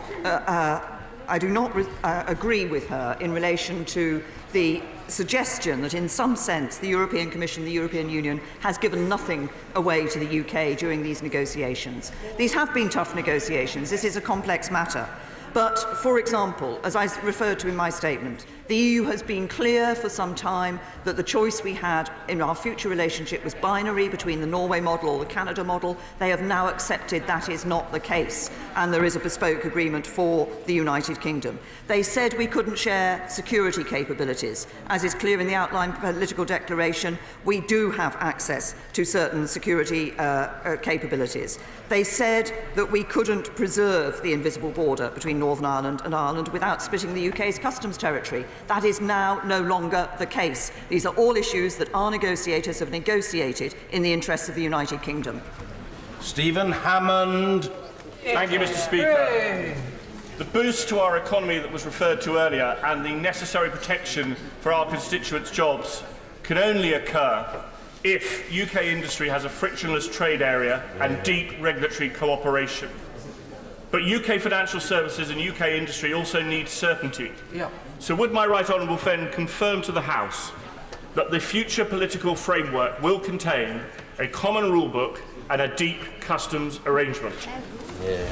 As my honourable friend has seen from the outline political declaration, it makes reference to the free trade area that we will be negotiating with the European Union, and indeed to the need to ensure that we have those good arrangements across our border. As was outlined in the joint statement that accompanied the outline political declaration, there are two areas where, in particular, where further negotiation is continuing. One of them is on this issue in relation to the trade relationship. The other is, as I indicated in my response to the Right Honourable Lady, the member for Pontefract, that actually there are aspects of the security relationship that we are continuing to negotiate. But we continue to work on the basis that my Right Honourable friend has set out of the importance of that frictionless trade across borders. Mr. David Lammy. The Right Honourable Lady has been a professional colleague for over 20 years, and I personally saw how hard she worked during the 2011 riots. This whole House recognises the dedication and hard work she has put into this 585-page agreement. However, because of her huge parliamentary experience, they also recognise that this agreement does not command a majority in this House, and that in the 10 days to follow before the EU sign off this agreement, she will likely face challenges within her own party. In those circumstances, in our constitutional arrangement, when politics is broken, one can only put the question back to the British people. I think having had the vote in 2016, I think the British people will look at this chamber, will look at this House, will look at this Parliament, and will say what people say to me when I go on the doorsteps and talk to them: actually, we've taken the decision to leave, just get on with it, just deliver. And Dr. Caroline Johnson. Thank you, Mr. Speaker. Prime Minister, you said that it will be our choice whether we go into an implementation period or a backstop if the agreement cannot be reached. But in this document, it says if the protocol gives the UK a choice to either implement the backstop or seek an extension of the implementation period, which it does by requesting that. So how is that our choice and not theirs?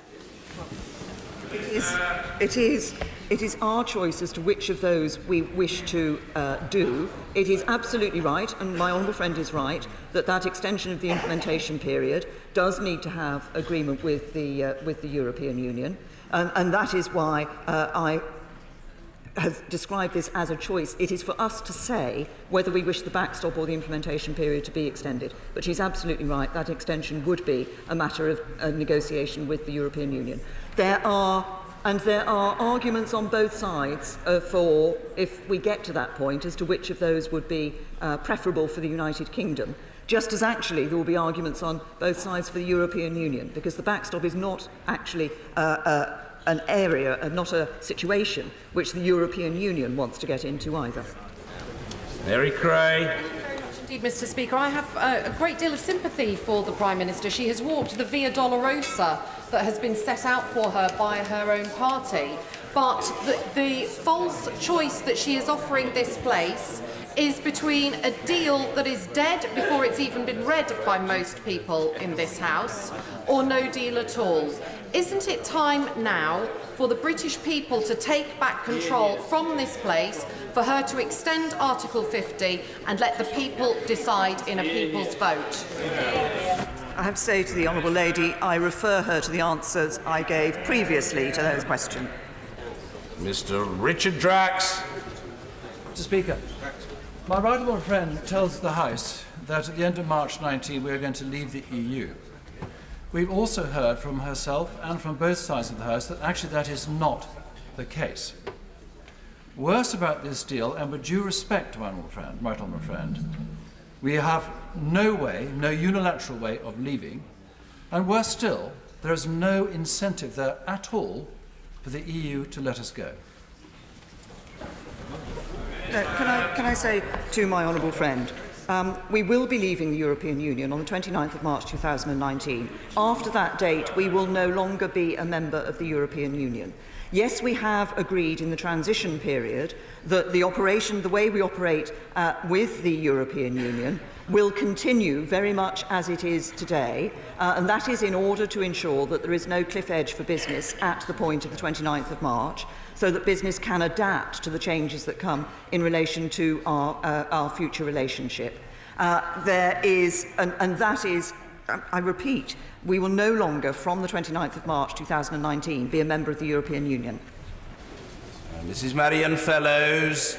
Mr. Speaker, during the course of yesterday, and excluding our own Cabinet, can the Prime Minister tell the House which organisations and individuals were informed and briefed on our proposed deal, in which order they were briefed, and what process of hierarchy was applied? Absolutely. Yeah. I say to the Honourable Lady that the members of the Cabinet came together yesterday to look at the withdrawal agreement and at the outline political declaration.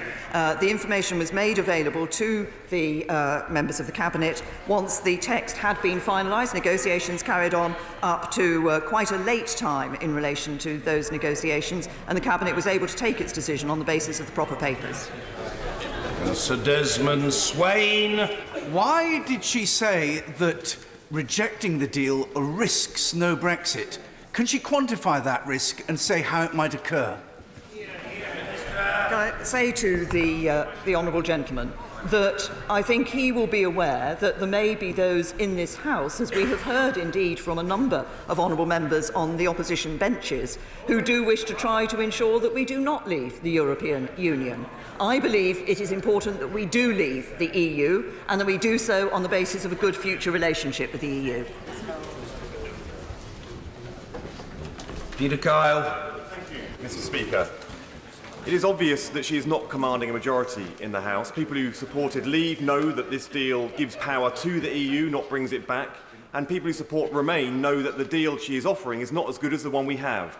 We have got to this position because she has been playing games with Brexit from the beginning, including calling a general election in the middle of the negotiation period.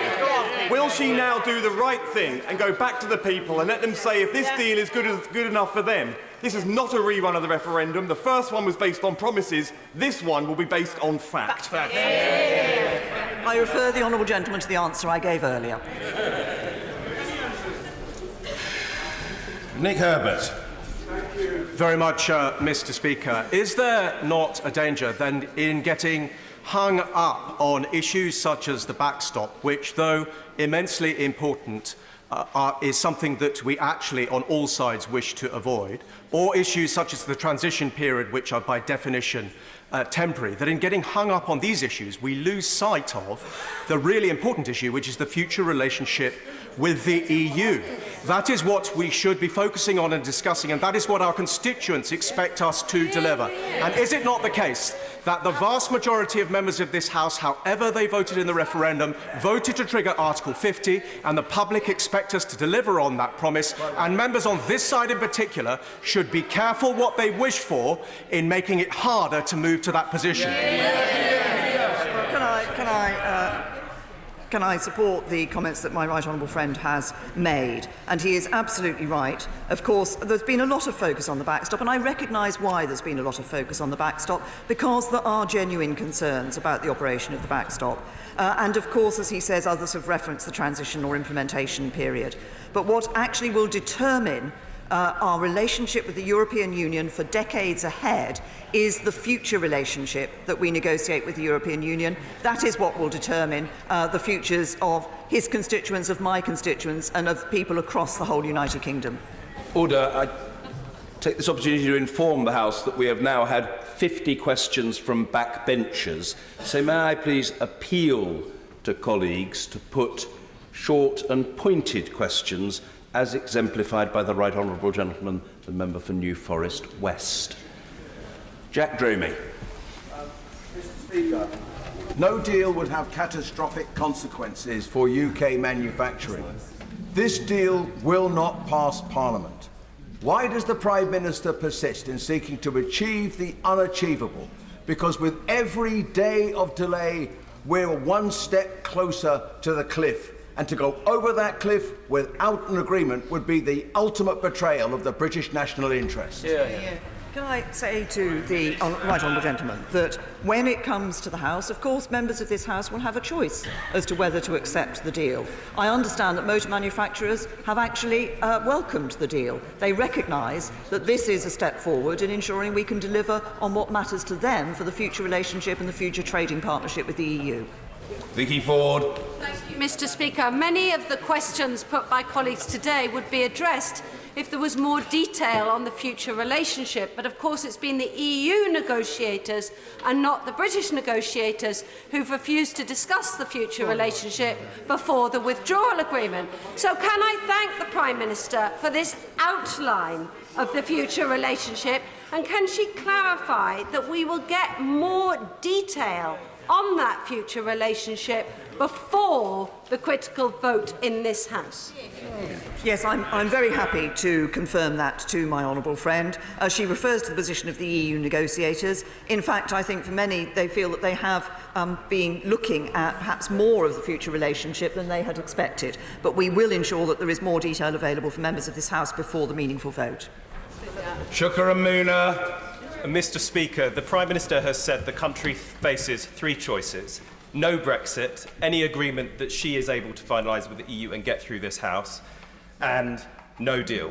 She's also just said that we will get an economic analysis, an impact assessment. Will she undertake to ensure that that impact assessment includes a comparison between the current deal we have, no Brexit, and the one she is proposing to put before this House in a meaningful vote? To withhold that from this House would be unacceptable.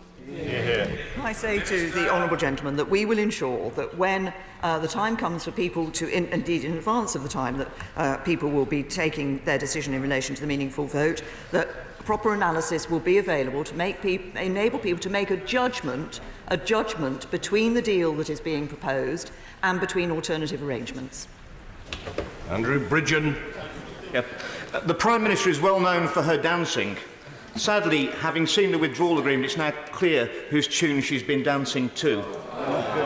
My right honourable friend campaigned for Remain. She voted Remain. Now surely it's in the national interest for her to leave, perhaps following a short transition period. Sit down, you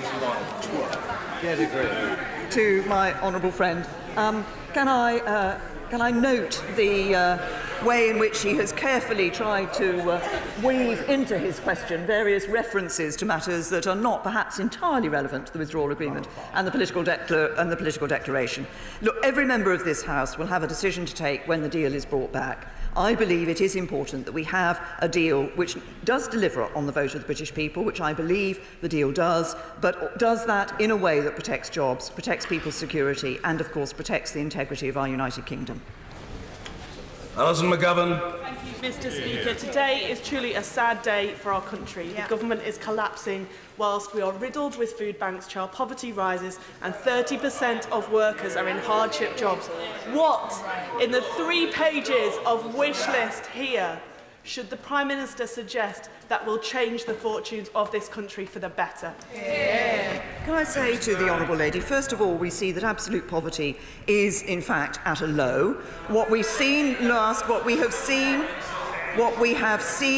in the figures that have come out earlier this week is that real wages have been growing faster recently than any time in the last decade. So the portrayal that she has set out of this country is not a fair portrayal.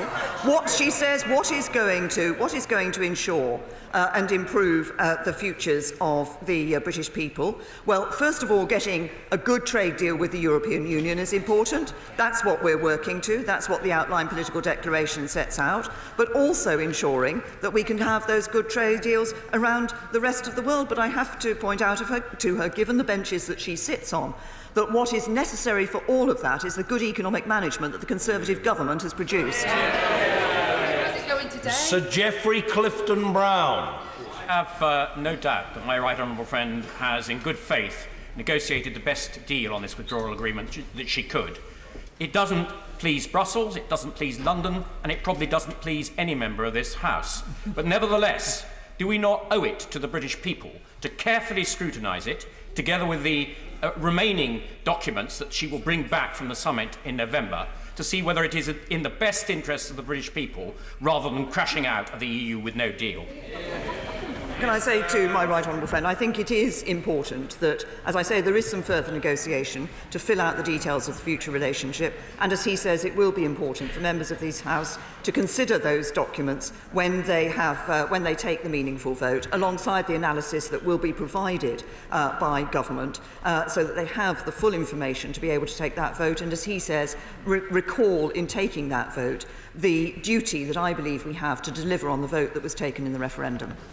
Ali. Thank you, Mr. Speaker. It's clear that this deal is not as good as the one we currently have. It will make the country worse off, and it's clear that there is no majority in the House for her deal or no deal.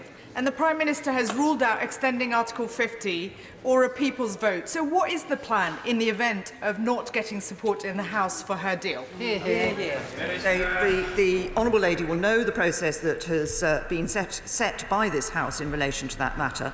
But can I also say to her that she and a number of other members on the Labour benches have been saying today, in praising the membership of the European Union, effectively suggesting that what we should be doing is setting aside the vote of the British people and remaining in the European Union.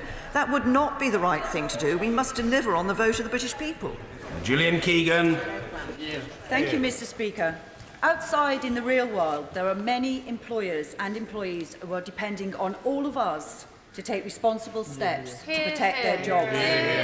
Would the Prime Minister agree with Tech UK, who represent over 1 million jobs in this country in the fast-growing tech sector, who state, failing to achieve parliamentary approval on the withdrawal agreement would disrupt supply chains, hit investment and lead to job losses, with small and medium-sized businesses being the worst affected? Can I say to my honourable friend, when the time comes for members of this House to vote in the meaningful vote and to consider the deal that is before them, they will indeed, I believe, as I've said earlier, need to recall the duty to deliver on the vote of the British people, but also look very closely at the implications for the vote that they are casting.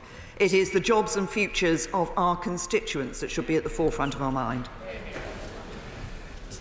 Sir Edward Davey. Thank you, Mr. Speaker. Given how important immigration was for some Leave voters, will the Prime Minister today guarantee that her immigration white paper will be published and debated before the meaningful vote on the deal? The issue of immigration was indeed important for many people during the vote. They wanted free movement to end. What we are negotiating is an end to free movement. We will publish the immigration white paper in due course. Peter Aldous. Thank you very much, Mr. Speaker. The Prime Minister has worked tirelessly over the past 18 months to achieve this draft agreement. The Waveney constituency, which I represent, voted for Brexit for many reasons. Chief among them was to reverse 40 years of economic decline. In the Prime Minister's opinion, does this agreement provide the framework within which to revive the economy in coastal towns such as Lowestoft, whether in trade, manufacturing or fishing? Well, can I say to my honourable friend that yes, I do believe it does. And crucially, of course, in terms of fishing, we'll be out of the CFP and we'll be able to work to enhance the fortunes of our fishing industry. But also, alongside this agreement, it's important to look at what the government is doing elsewhere through our modern industrial strategy, for example, to ensure that we are delivering an economy that works for everyone in all parts of the UK. Tracy Brabin. Thank you, Mr. Speaker. The Prime Minister has been very determined to respect the will of the people. Over 60% of my constituency in Batley and Spen voted to leave, believing they'd be taking back control. But this deal's backstop will be policed by a third party. Now, today she said it won't be used, it won't be necessary, and it will be temporary. But in order for it not to be used, we're going to have to pay who knows what, potentially massive amounts to the EU to extend the transition period. How is making my constituents and the country poorer taking back control? I say to the honourable lady, the best way of ensuring that the backstop is not used is to get the future relationship, the future partnership with the European Union in place by the 1st of January 2021. Mrs Cheryl Murray. Mr. Speaker, will my right honourable friend please confirm that other nations will not have access to anything other than the surplus fish stocks in British waters that the UK fleet cannot catch after the 31st of December 2020, even if the implementation period is extended? We have not changed our position that as of December 2020, the UK should be an independent coastal state able to negotiate the issue of access to its waters for the following year and obviously for thereafter. Stella Creasy. Thank you, Mr. Speaker. The Prime Minister's been on her feet now for almost 2 hours. She talked about making difficult choices. She also said that this wasn't the final deal. With the pound set to have its biggest fall for 2 years and only 7 MPs in 2 hours expressing any support for this deal at all, can she tell us what she expects to change to be able to break that deadlock? Can I say to the honourable lady that what will happen over the next few days and before the Special European Council takes place is the final negotiation in matters relating to the future relationship, to fill out the details of that future relationship, which will show a future relationship which will indeed be good for the UK economy. Dr Andrew Murison. Firstly, huge personal respect for the Prime Minister, wherever you stand in this matter. Can I urge my right honourable friend to study evidence given to my Select Committee this week by customs experts, and in particular their suggestions around facilitation and technical ways of achieving a soft border and one that does not require a backstop? And would she agree with me that the independent arbitration panel is bound to find that if the EU does not negotiate the future arrangement with that in mind, it is likely to be found to have acted in bad faith? Well, indeed, and that is the point of the best endeavours and good faith references that there are within the document. I think crucial, and actually may I first say that this, I think, is the first opportunity I have in this chamber to say a heartfelt thank you to my honourable friend for the work he did for the commemorations of the armistice and the centenary of the First World War. I think he can be truly proud of all the events that took place. But he also referenced the issue of alternative arrangements for the border in Northern Ireland. One of the changes that have taken place recently that we got into the protocol, into the joint statement in relation to this backstop issue, is precisely this ability to look at alternative arrangements rather than just the binary choice of the future relationship coming into place or the backstop coming into place. We've of course got the extension of the implementation period as an option, but what is also important is that if the future framework is not in place, it is possible to have alternative arrangements for the border which satisfy the requirement we all have and the desire we all have to ensure that there's no hard border between Northern Ireland and Ireland. Mike Gapes. Mr. Speaker, at previous times in our history with national crises, we've come together on both sides of the House to resolve those crises. The Prime Minister has made clear that she will not support the extension of Article 50. She said we will be leaving the European Union regardless in March next year, and she's also ruled out a people's vote. Isn't it time she recognised reality and, after all her prodigious efforts, stood aside for someone else who could take this country forward in a united way? No.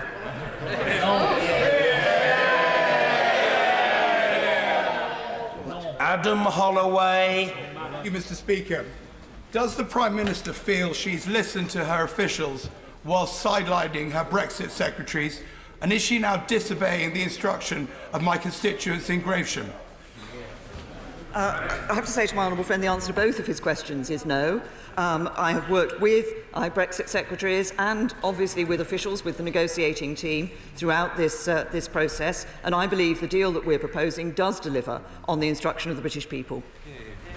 Dr. Lisa Cameron. Thanks, Mr. Speaker. As a psychologist, it's clear to me today that the Prime Minister is in denial. However pragmatically agreed this deal has been, it doesn't command a majority in this House.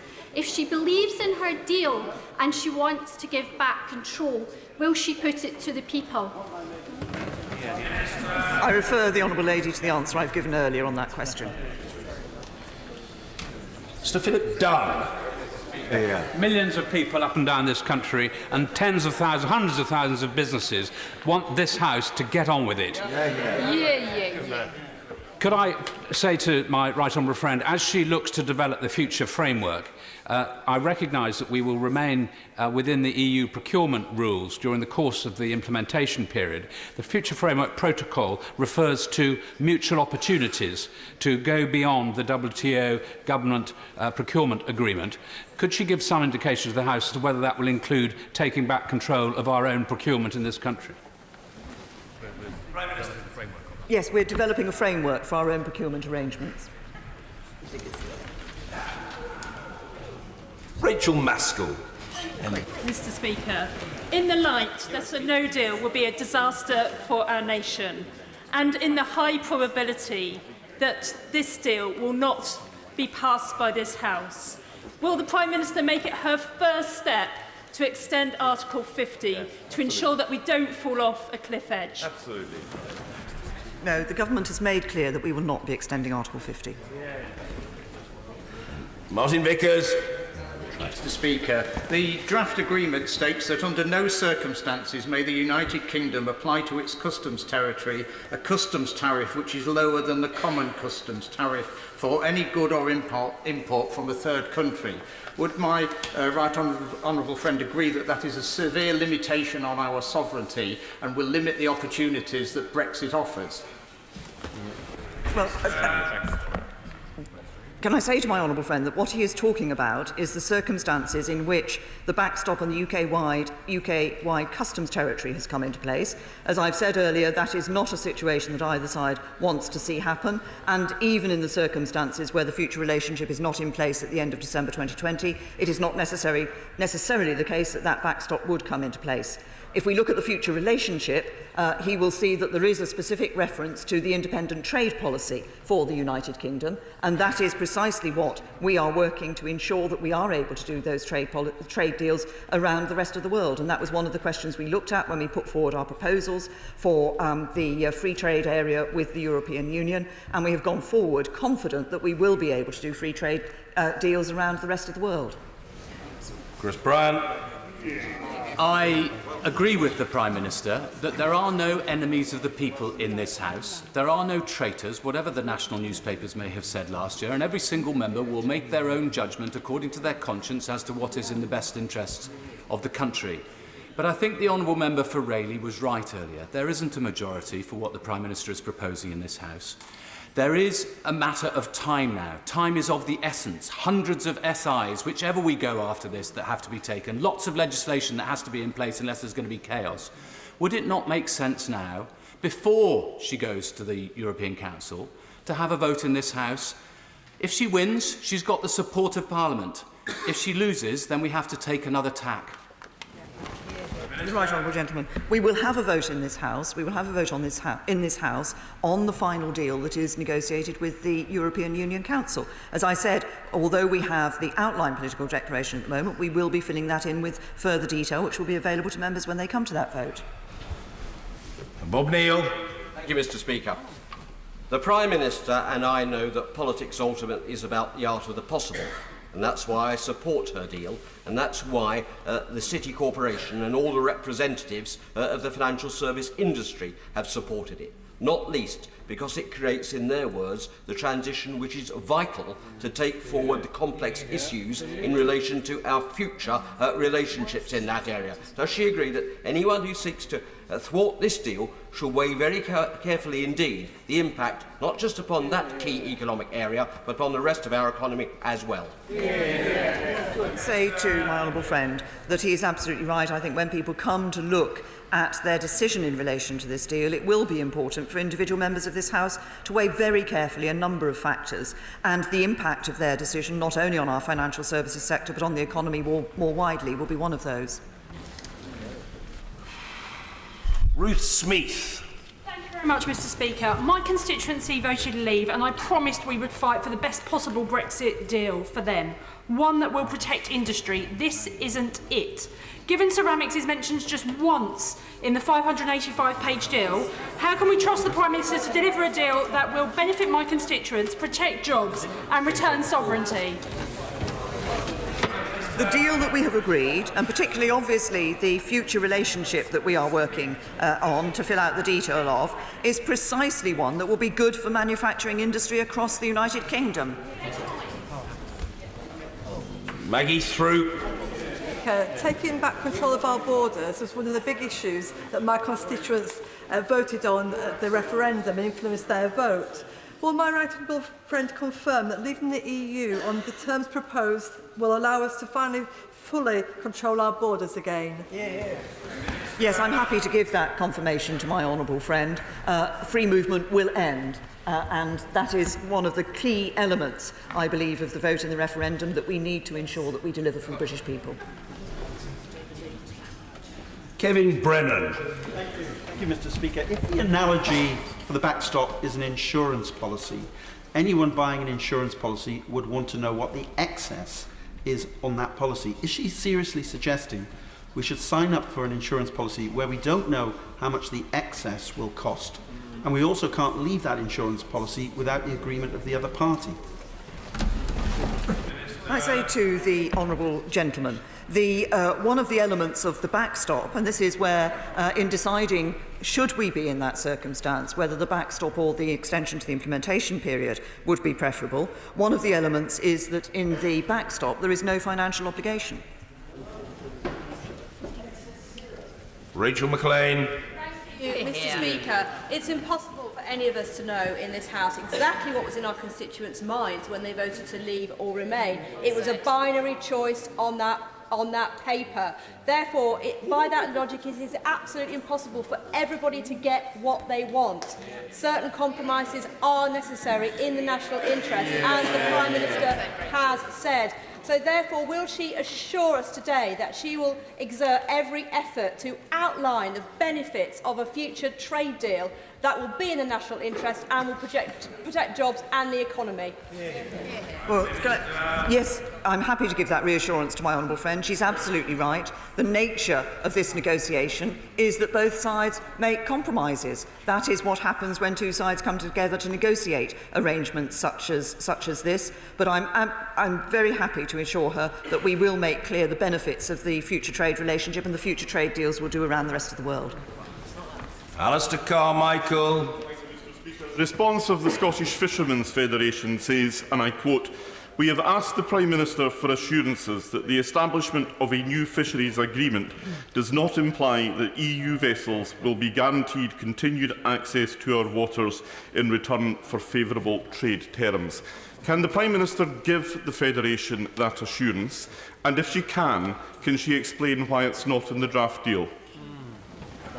Say to the right honourable gentleman that we have made clear in the draft deal in relation to fishing opportunities that in the outline political declaration that the United Kingdom will be an independent coastal state and that we will be ensuring that we take control of our waters. It will be the United Kingdom that will be negotiating access to United Kingdom waters.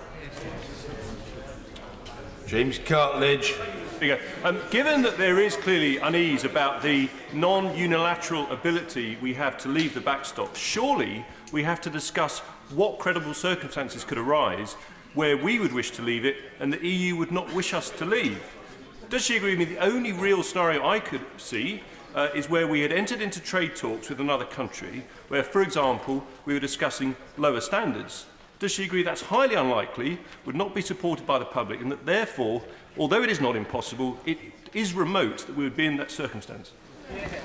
Can I say to my honourable friend, I absolutely agree that it's highly unlikely we'll be in that circumstance. He's right, first of all, that we will not be wanting to lower our standards in any decisions we take in relation to trade deals, but also that the backstop is actually an uncomfortable place for the European Union. They believe that the backstop actually has advantages for businesses in the United Kingdom, particularly businesses in Northern Ireland. These are advantages they will not want to see continuing. They have an interest in this being temporary, should we be in that position, just as we do. Sammy Wilson.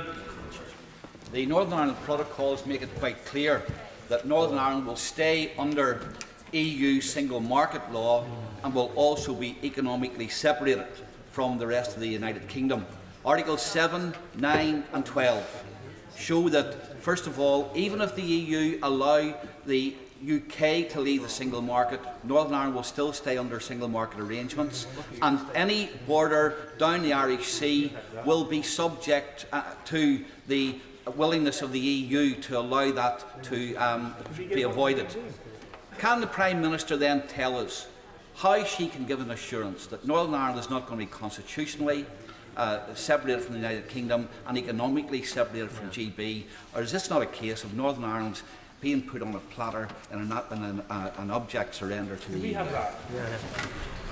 No, it is not the case. I have throughout this discussion, throughout these negotiations, the interests of Northern Ireland have been one of the key issues that we have been putting at the forefront of our mind because of the particular geographical circumstances of Northern Ireland and its land border with Ireland.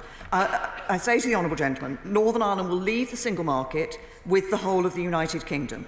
There will be specific regulatory alignment, which I recognise is uncomfortable, and I recognise that. It will be in that portion of the single market acquis which relates to matters that ensure that a frictionless border can take place between Ireland and Northern Ireland. As he will know, there are already some regulatory differences between Great Britain and Northern Ireland. There is a question in the future that I know has raised a concern as to whether there will be regulatory divergence between Great Britain and Northern Ireland. It is possible for us, and we will make unilateral commitments to Northern Ireland in relation to that issue of, because we're talking about a temporary period of no regulatory divergence.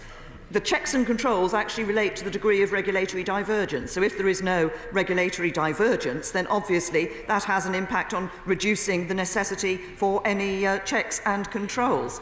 And crucially, we also wanted to make sure, the EU wanted to say that they would determine whether a good that was developed or was produced in Birmingham could be sold in Belfast. We were very clear the EU could not determine that in the future. It will be the UK government that makes those determinations. Helen Whately. Thank you, Mr. Speaker. As I stand here, I think hard about what this means for my constituents.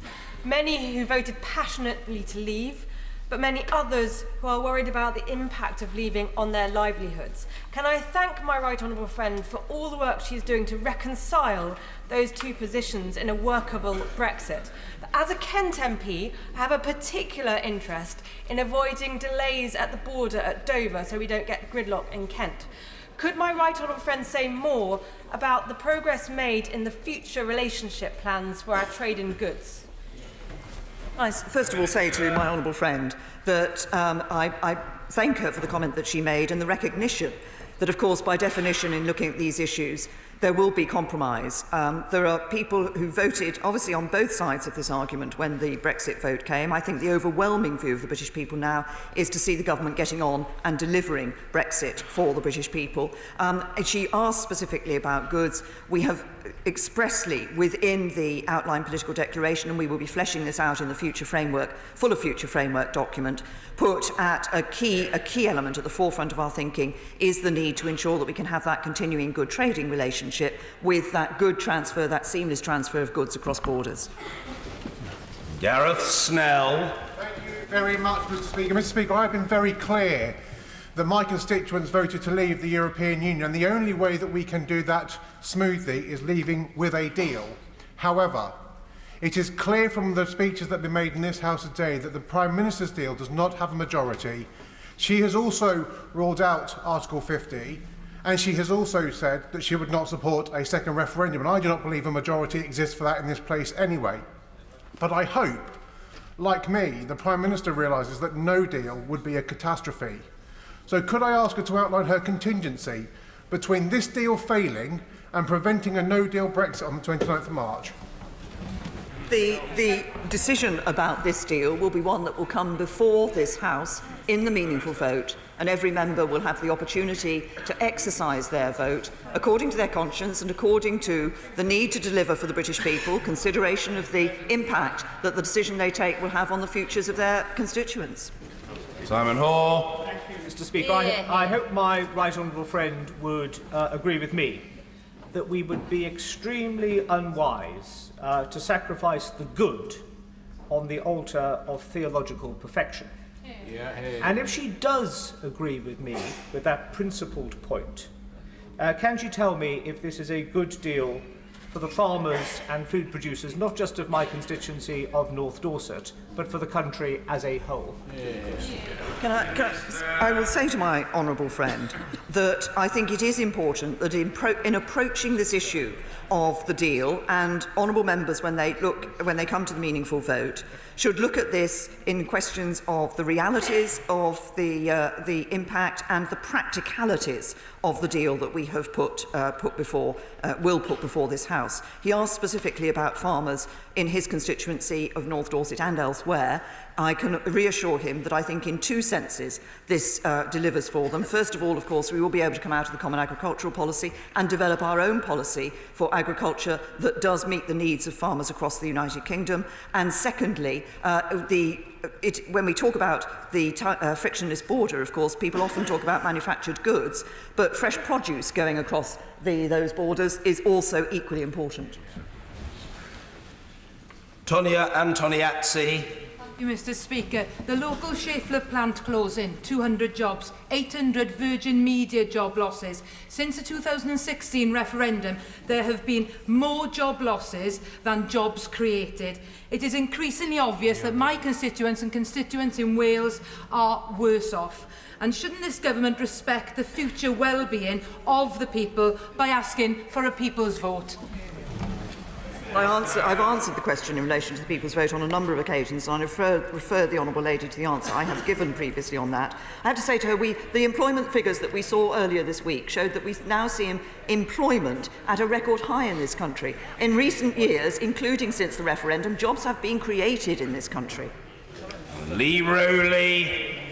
I have the huge amounts of respect for my honourable friend, and it gives me no happiness to say this, but nothing I've heard in the last 2 hours suggests that this is anything other than a bad deal.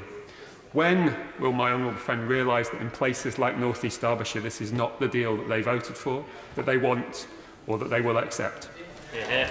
I say to my honourable friend, in response to his question, I believe, and obviously he will have an understanding of the reasons behind the vote for his individual constituents in North East Derbyshire.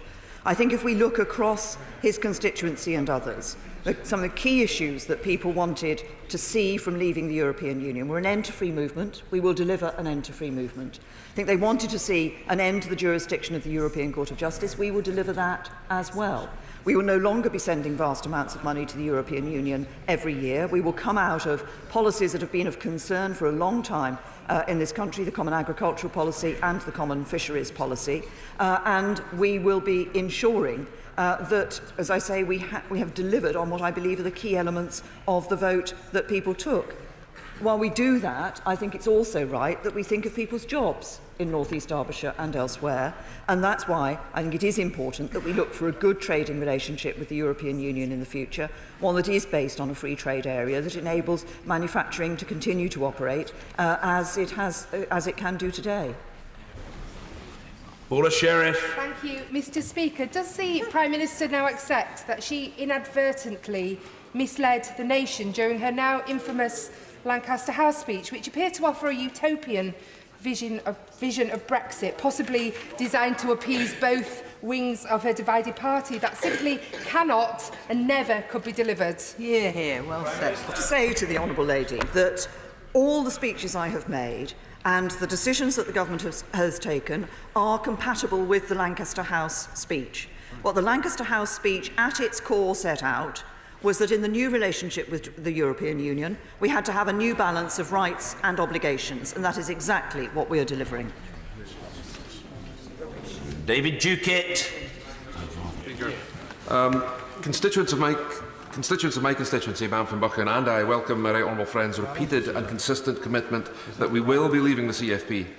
Of course, being out of the EU means we're out of the CFP in the same way that being in the EU, which is the policy of the Scottish Nationalist Party and others, means being in the CFP. You know it does.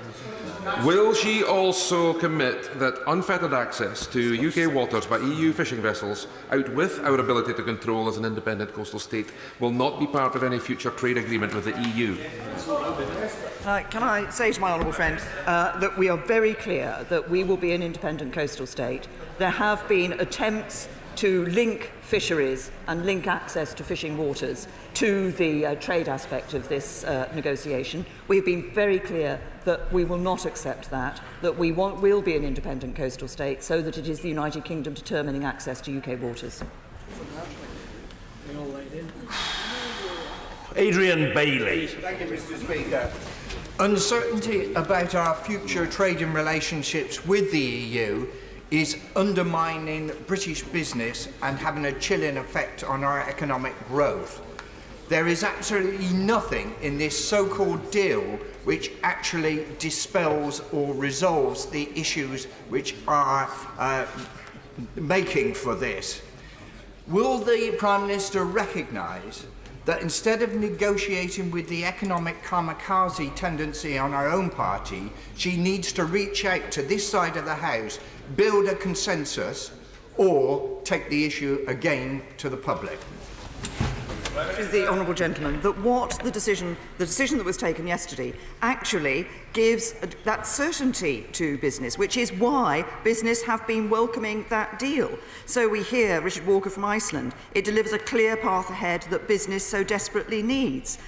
We see from the FSB I quoted earlier, this brings with it some certainty that our small businesses have craved. And there are other quotes from business. Business have welcomed the fact that we have recognised the needs of manufacturing industry in putting forward our proposals for the future relationship. Simon Clark. Mr. Speaker, I commend the Prime Minister for what she has said to members opposite, and indeed a handful on our own side, who have called for a politician's vote on the issue of a second referendum. It simply would not be appropriate at this time. However, it must be said that her words that no deal is better than a bad deal are the words which govern my position today. I cannot support that deal. Does she appreciate that for many of us she has placed us in a simply impossible position where our loyalty to her and to our party is set against our loyalty to our constituents? Can I say to the honourable gentleman, I fully recognise that the issue that we are dealing with raises some difficult decisions for individual members of this House. And the choices before members of this House are not easy, and I absolutely recognise that. And as I said, obviously, we will, when the final deal is brought back to this House, individual members will want to look at the details of that and consider, obviously, at the forefront, the interests of their constituents, the interests of this country as a whole. As I say, I recognise that this is not an easy decision for people to take. I believe that what we have negotiated is in the best interests of our country overall. We will be filling out more details of that before the matter comes before the House, and I hope members of the House will be able to look at that fuller detail and consider the various issues that they have to do so when they do that. But that in no way says that this will be an easy choice, and I fully recognise that.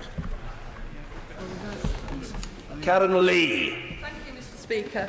I voted Remain, but I represent a Leave constituency. I try really hard to represent everybody in Lincoln, not just the ones that shout the loudest. And I truly get an evenly split mailbox on this. I genuinely do. But I feel that this deal doesn't meet the aspirations and hopes of either side. It fails to protect jobs in the economy, and it creates a border down the Irish Sea. I would just say, if the Prime Minister will not listen to the Labour benches, will she not look at the faces of her own side and listen to their words and actually recognise this is a really bad deal? To the honourable lady, this deal does not create a border down the Irish Sea, and this deal does take the future relationship, the outline political declaration, does take the interests of people's jobs into account in ensuring that we are negotiating a free trade area that will enable that good trade relationship to maintain with the European Union, which enables jobs to be not just maintained here in the UK, but created here in the UK. Colin Clark. Speaker, is the Prime Minister clear how committed her loyal Scottish Conservative colleagues are to fishing and the Union? Yes, I'm very clear, and indeed I would say to my honourable friend that I think he and our Scottish colleagues on the Conservative benches are an admirable contrast to the SNP, who are committed to neither fishing nor the Union. Pete Wishart. In the last few months, the Prime Minister has lost about a quarter of her cabinet, with more resignations to follow. As we've seen, her dead-on-arrival deal has been trashed by large sections of her backbench, and there are apparently letters winging their way to the honourable member for acting in sale. How many more indignities does the Prime Minister have to endure before she considers her position? My position is that I have only one duty, and that is to deliver for the British people in the national interest. Sir Oliver Heald. Prime Minister will be aware that Hertfordshire is fortunate enough to have some major businesses in pharma, industries in the aerospace industry, working to the motor industry and so on. And they rely on having short times for the delivery of parts, just-in-time arrangements of that sort. They have integrated manufacture across Europe. Can the Prime Minister say if she feels that this agreement that she has put before us is going to be in the best interests of businesses like that and all the jobs in Hertfordshire which rely on them? To my right honourable friend, that I do believe that is the case. The future relationship in developing this future relationship with the European Union, we have indeed been considering as one of the key issues the need to ensure that trade across the borders, those just-in-time supply chains, can continue, because many jobs in constituencies around the country depend on that. So I can give my right honourable friend that assurance. Sarah Jones. Thank you, Mr. Speaker. I visited a business in Croydon recently, and they are currently looking at warehouses just outside Amsterdam to move their business to, because they think that the direction of travel that this government has taken on Brexit will not work for them. Now, it's clear the Prime Minister is not going to get a vote in this House for this deal. She has ruled out extending Article 50. She's ruled out a general election. She's ruled out a people's vote. She's ruled out no deal as well. So can I ask the Prime Minister to categorically state, for the sake of the businesses in Croydon that are waiting right now to know what is going to happen in the future, what will she do if she loses the vote in Parliament? Can I say to the Honourable Lady, if she is concerned about the businesses in Croydon, she should look carefully at the future relationship that we're developing with the European Union. We will fill out further details in relation to that, but that future relationship will deliver for the businesses in Croydon, will deliver on the issues that they have expressed concerns about, and will deliver in a way that ensures jobs can be kept in her constituency. Mr. David Tredinnick. May I congratulate my right honourable friend on securing this deal and say that there's much in here that will please my constituents who voted very strongly to come out, including taking control of our borders and ending the free movement of labour.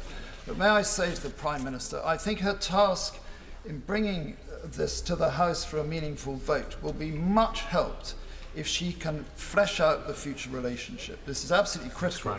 And for those of her friends in Europe who are listening to this debate, if they can come to her aid and make it clear that they really do want a future relationship secured before the backstop comes into place, she has a real chance of carrying this House.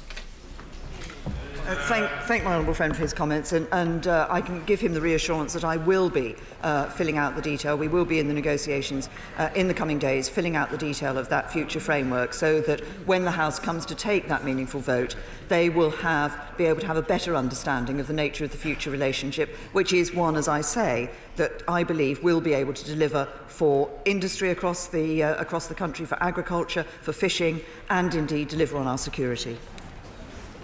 Vera Hobhouse. Thank you, Mr. Speaker. Does she accept that the fracturing of her own party demonstrate that the 17.5 million people who voted leave in 2016 were not united in what Brexit means for them, and therefore her claim of delivering on the majority vote of the British people is incorrect? No, the majority vote of the British people was to leave the European Union, and that's what we will deliver. Kevin Foster. Thank you, Mr. Speaker. I believe those who voted leave in Torbay did so because they want to see a global trading Britain, which would be epitomised by us joining the Comprehensive and Progressive Agreement for Trans-Pacific Partnership, which includes some of our oldest allies, including the one which gifted that very dispatch box. Would she reassure me that the deal she is proposing will facilitate British membership of that agreement? Friend, that reassurance. We specifically looked, when we were looking at this proposal, as to whether it would be possible to join the CPTPP, and I can give him the assurance that it would, and not only that it would be possible for us to join it, but also that there are members of the CPTPP who are keen for us to join it, such as Japan and Australia. Vernon Coker. Mr. Speaker, given the fact that it's obviously clear from the contributions today and the questions to the Prime Minister that there is not a parliamentary majority for the deal that she is bringing forward today, what is the plan that the Prime Minister has got? Just to wait for the vote to be lost and then panic? The British people deserve better than that. The Prime Minister has integrity. She has not got the confidence of this House to put this deal through. And there needs to be alternatives brought before us and the British people. The right honourable gentleman. We will negotiate the remaining details of this deal, and there will be obviously the EU Council on the 25th of November.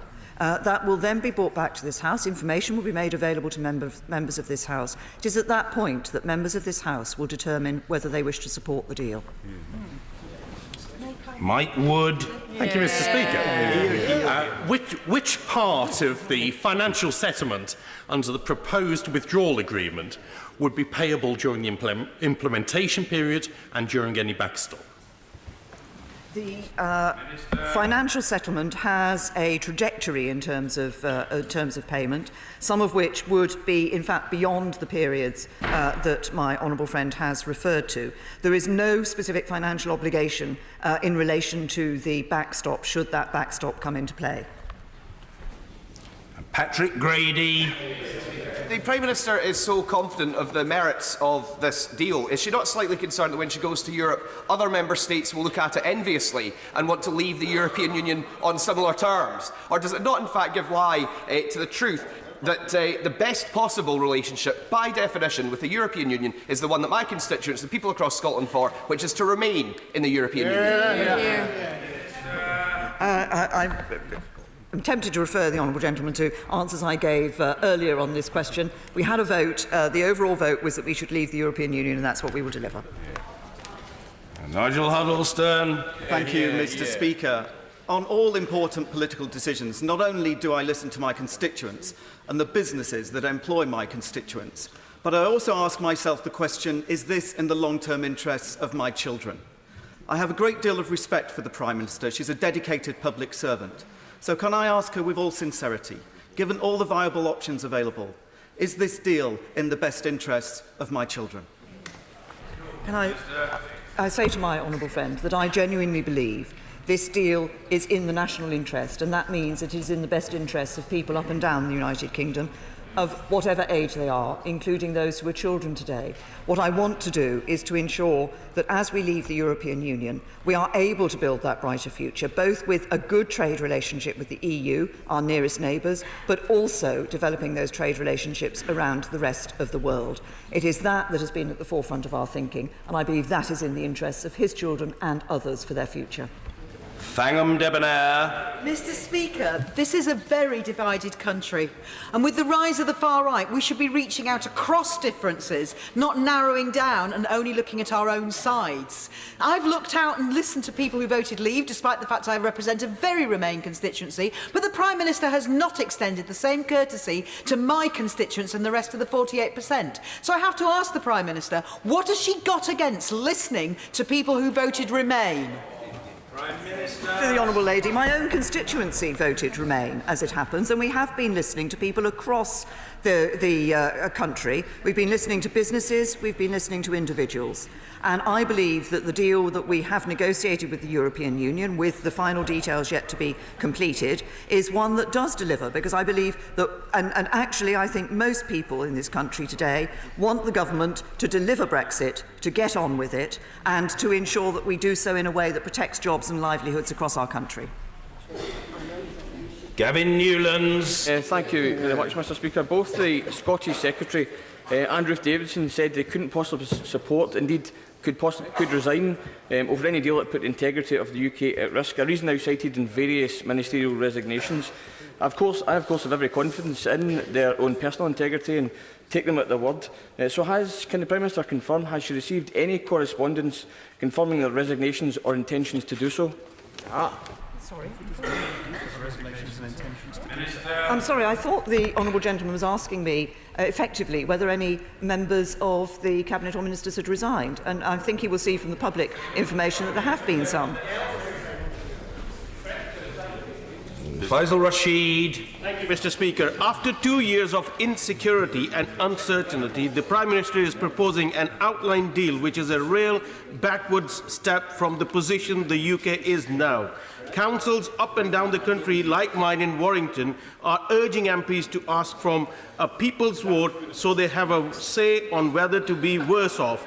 Does the Prime Minister agree with me that it is in the national interest now to go back to the people of this country, and also, if Parliament vote down this deal, will she give British people a voice? to the honourable gentleman. We gave the British people a voice. We gave them the opportunity to choose between leaving and remaining in the European Union. They chose to leave, and that's what we'll deliver. Mr. Richard Bacon. Mr. Speaker, when we become an independent coastal state again, which I very much look forward to, of course our fishing waters will need protecting. Will the Prime Minister consider commissioning a new fleet of very fast naval vessels to chase down and capture any vessels that come into our waters to fish uninvited, thus protecting fishing and our rights to fishing in Scotland and right down the east coast to East Anglia, including my neighbour's constituency of Lowestoft? I say to my honourable friend, I'm not sure whether his question was more intended to be a support for the fishing industry or a bid for the Ministry of Defence for the comprehensive spending review. We will be ensuring that we can operate as an independent coastal state and protect the interests of our fishing industry. Bambos Charalambos. Many people think that this is a bad deal, has little support in the House and has got very little chance of passing. So can I ask the Prime Minister to tell me what safeguards there are for UK and EU citizens in the event of a no-deal Brexit? Being very clear that in the event of a no-deal Brexit, European Union citizens who are living here in the United Kingdom will have their rights protected. Thanks. Thank you. Stuart Malcolm MacDonald. When is the next general election? 2022. Tanmanjeet Singh Desi. Thank you very much, Mr. Speaker. This government's fudged, botched Brexit deal is the worst of both worlds for both Leave and Remain. Does the Prime Minister not agree that whilst we have given the government 2 years to make a complete dog's breakfast of Brexit negotiations and still not be in a position to command a majority in this House, it is now high time to end this charade, to waste no further time, to have a meaningful vote and for us to take back control in this House? There will be a meaningful vote. There will be a meaningful vote on the final deal as it is agreed with the European Union. Jim Shannon. Speaker, I stand here, Mr. Speaker, with a heavy heart and great sadness. And does the Prime Minister, or will the Prime Minister recollect the biblical story of Jacob and Esau, where Esau sold his birthright for a bowl of pottage? Does the Prime Minister see the similarity that she is attempting to see my children and grandchildren's birthright and constituents' right to be British and for a despicable and shoddy deal? As Rudyard Kipling said, before our emperor's eyes, the traitor claims his price. What needed for their lives, we are the sacrifice. Prime Minister, we will not be your sacrifice and will not agree to give the backstop control to the EU or to the Republic of Ireland over Northern Ireland. Never. Honourable gentleman, I very much respect the honourable gentleman, and I respect the concerns that he has shown in relation to this issue of the backstop.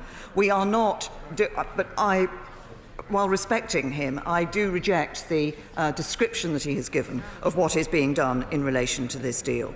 As I've said earlier, it is clear that it is necessary to have a withdrawal agreement, and in that withdrawal agreement to have this insurance policy. There are various ways in which that insurance policy can be exercised, and it is my certainly firm hope and my intent in everything that we work and do to ensure that the backstop does not need to be put into practice.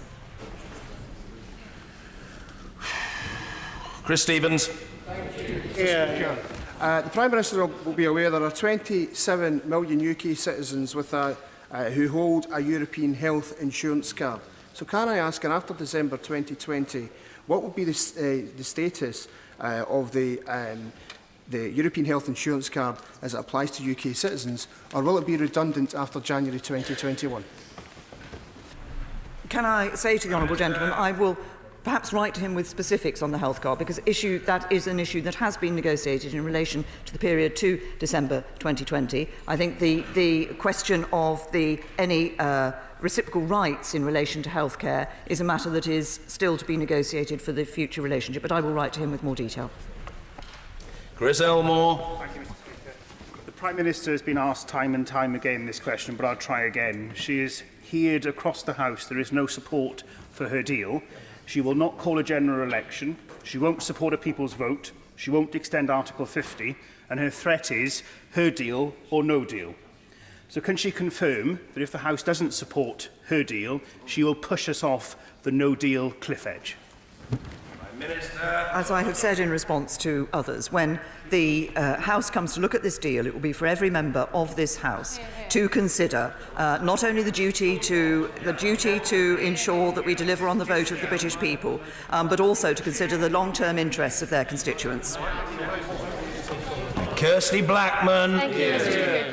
Mr. Speaker, the Prime Minister hasn't explained what in the national interest actually means. So can she tell us, compared to remaining in the EU, how many extra jobs she believes will be created, how much faster our GDP will grow, and how much better off will each family be? Can I say to the Honourable Lady, just to give her an example of one of the issues that she raised, if she looked at the report that the OBR produced at the time of the budget, well understanding that we were leaving the European Union, they said that over the next few years 800,000 more jobs will be created. Ian C. Lucas. Mr. Speaker, on Northern Ireland, in the protocol, paragraph 4 of the agreement contains the following extraordinary statement. The parties should use their best endeavours to seek to facilitate trade between Great Britain and Northern Ireland. What assurance does that give to this House about the integrity of the United Kingdom? Been working and are very clear in the issues that we have developed that there will continue to be that trade between Northern Ireland and Great Britain. I responded a little earlier to another honourable member of the House in relation to the impact of any regulatory requirements that there are as a result of the UK EU-wide customs territory. I also was clear about the changes that we have brought about in terms of approvals, for example, for the ability of companies to be able to sell and to have that business across between Great Britain and Northern Ireland. It was one of the commitments we gave in December, and it's a commitment that continues. Clive Lewis. Mr. Speaker, I'm sure the irony has not been missed on the Prime Minister that it's exactly 80 years ago that another Conservative Prime Minister came back from Europe waving a piece of paper and claiming success. I believe the exact words were peace in our time, and it was Neville Chamberlain. Given that there is no peace on the benches opposite, given that you do not command the support of this House, can the Prime Minister tell us what the options are? A general election or a people's vote or a hard Brexit cliff edge? The honourable gentleman will have heard the answer that I have given to other members of this House. When the deal is brought back from the European Council to this House, it will be up to individual members of this Parliament, of this House, to determine whether they believe that is a deal that they can support in the interests of their constituents and in the national interest or not. Matt Weston. Speaker, following this debate, the odds are that the government will be forced into a U-turn on this other FOBT, namely the fudge over Brexit terms. Given the meaningful vote is likely to fail, would it not now be prudent for the Prime Minister to ask the EU for an extension to Article 50 and offer the public a second vote? Gentlemen, to answers I've given earlier to both of those questions. Albert Owen. Prime Minister, we all understand the importance of the Belfast Agreement. But these special arrangements for one part of the United Kingdom, that is Northern Ireland, will have an impact on the rest of the United Kingdom, including seaports on the western seaboard, because it will create a de facto line across the Irish Sea. So can I ask her, because she has managed one thing today, Mr. Speaker, and that's to unite the DUP, my party, and sections of her own party on this issue. So can I ask her to go back to Brussels? This isn't a final agreement. Look at this again. Let's have fairness and unity in the United Kingdom. Can I say, I will say to the honourable gentleman that I think he's referring to the circumstances of if the backstop was operated. Of course, the border issues between the way the border would operate between Northern Ireland and Ireland would be different from the way the border would operate between Great Britain and the rest of the European Union. That's exactly one of the issues that will be considered should they be at the point of having to determine whether the best option was the backstop or indeed the implementation period. Because if it was an extension of the implementation period, then of course the frictionless border with the rest of the EU would continue as it is today. Bill Esterson. The Prime Minister says that it is a choice between her botched option or no deal.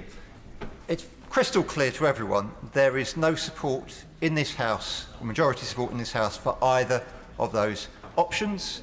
And it's also clear that the half-hearted preparation for no deal means she knows that's not a realistic choice. So when is she going to admit that she needs to allow Parliament to come up with alternatives, and she better do this sooner rather than later?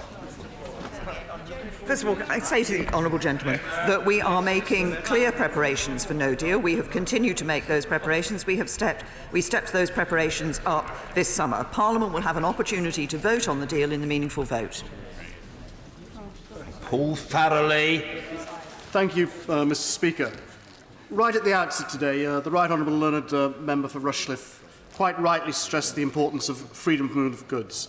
But services are also a vital part of our economy, at which we are very good. So could the Prime Minister explain what benefits her approach give to the services sector that it doesn't already enjoy? And importantly, what influence would it give in the future, after transition, on the future development of the single market, including the digital single market?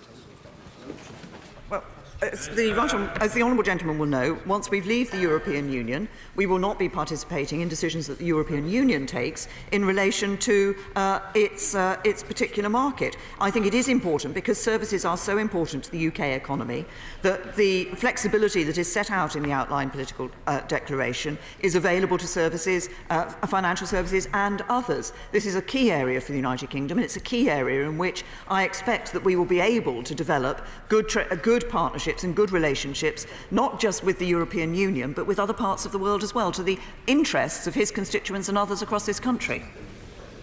Peter Grant. Thank you, Mr. Speaker. The Prime Minister finally admitted last night that there are not 2 but 3 possible outcomes from where we stand just now. Yet she still insists that Parliament will only have allowed a binary choice between 2 of them, will be denied the right to vote on the only one of the 3 options that has any chance of commanding majority support, will be denied the right to vote on the one that the majority of MPs now believe is in the best interests of our constituents. And by what stretch of imagination does that constitute a meaningful vote, and in what parallel universe can it be described as returning control to Parliament? The meaningful vote will be an amendable motion, but as I have said previously, I think if you went and asked most members of the public, if the government brings a deal back from Brussels, what do you expect Parliament to vote on? I think they would expect Parliament to be able to have a vote on that deal. Clive Efford. Thank you, Mr. Speaker. The Prime Minister's got to accept responsibility for the position she's put herself in.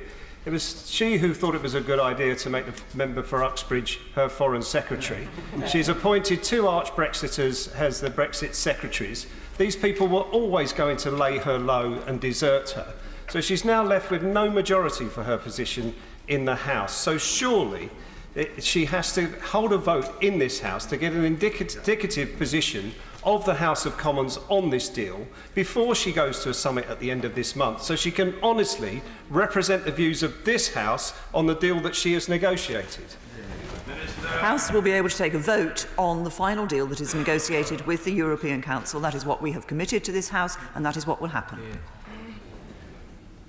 Neil Gray. Mr. Speaker, the people of Scotland voted by a wide margin to remain within the EU, and ever since that point, the democratic wishes of the people of Scotland have been disrespected, as have the wishes of the democratically elected Scottish Parliament and the Scottish Government, who have put forward compromise positions to the government, UK Government on Brexit. But can she confirm that yesterday the disrespect to the people of Scotland was extended threefold? Firstly, in terms of providing a differential deal to Northern Ireland. Secondly, in terms of providing briefings to the Government of Gibraltar before the Scottish Government. And thirdly, as was pointed out on Radio Scotland this morning by the honourable member from West Aberdeenshire and Kincardine, that the Conservative members from Scotland were briefed on the text of the Withdrawal Agreement before the Scottish Government. Is that the case? Say to the honourable gentleman that he talks about respecting the positions that have been taken. Throughout this, we have respected the fact that we are negotiating on behalf of the whole of the United Kingdom and in the interests of the whole of the United Kingdom. And we have continued to do that and will continue to do that. And Scotland, of course, is part of the United Kingdom. Martin Whitfield. Grateful, Mr. Speaker, and also to your indulgence earlier today. I'd like to ask the Prime Minister, why is no Brexit a risk to the United Kingdom and my constituency of East Lothian? I have to say, the people of this country voted to leave the European Union. I believe it is in their interests and the duty of this Parliament to deliver it. What I said was a risk of no Brexit at all taking place, and as a number of members across this House from those opposition benches have said that they would prefer to keep us in the European Union. I disagree. The British people voted to leave, and we will leave.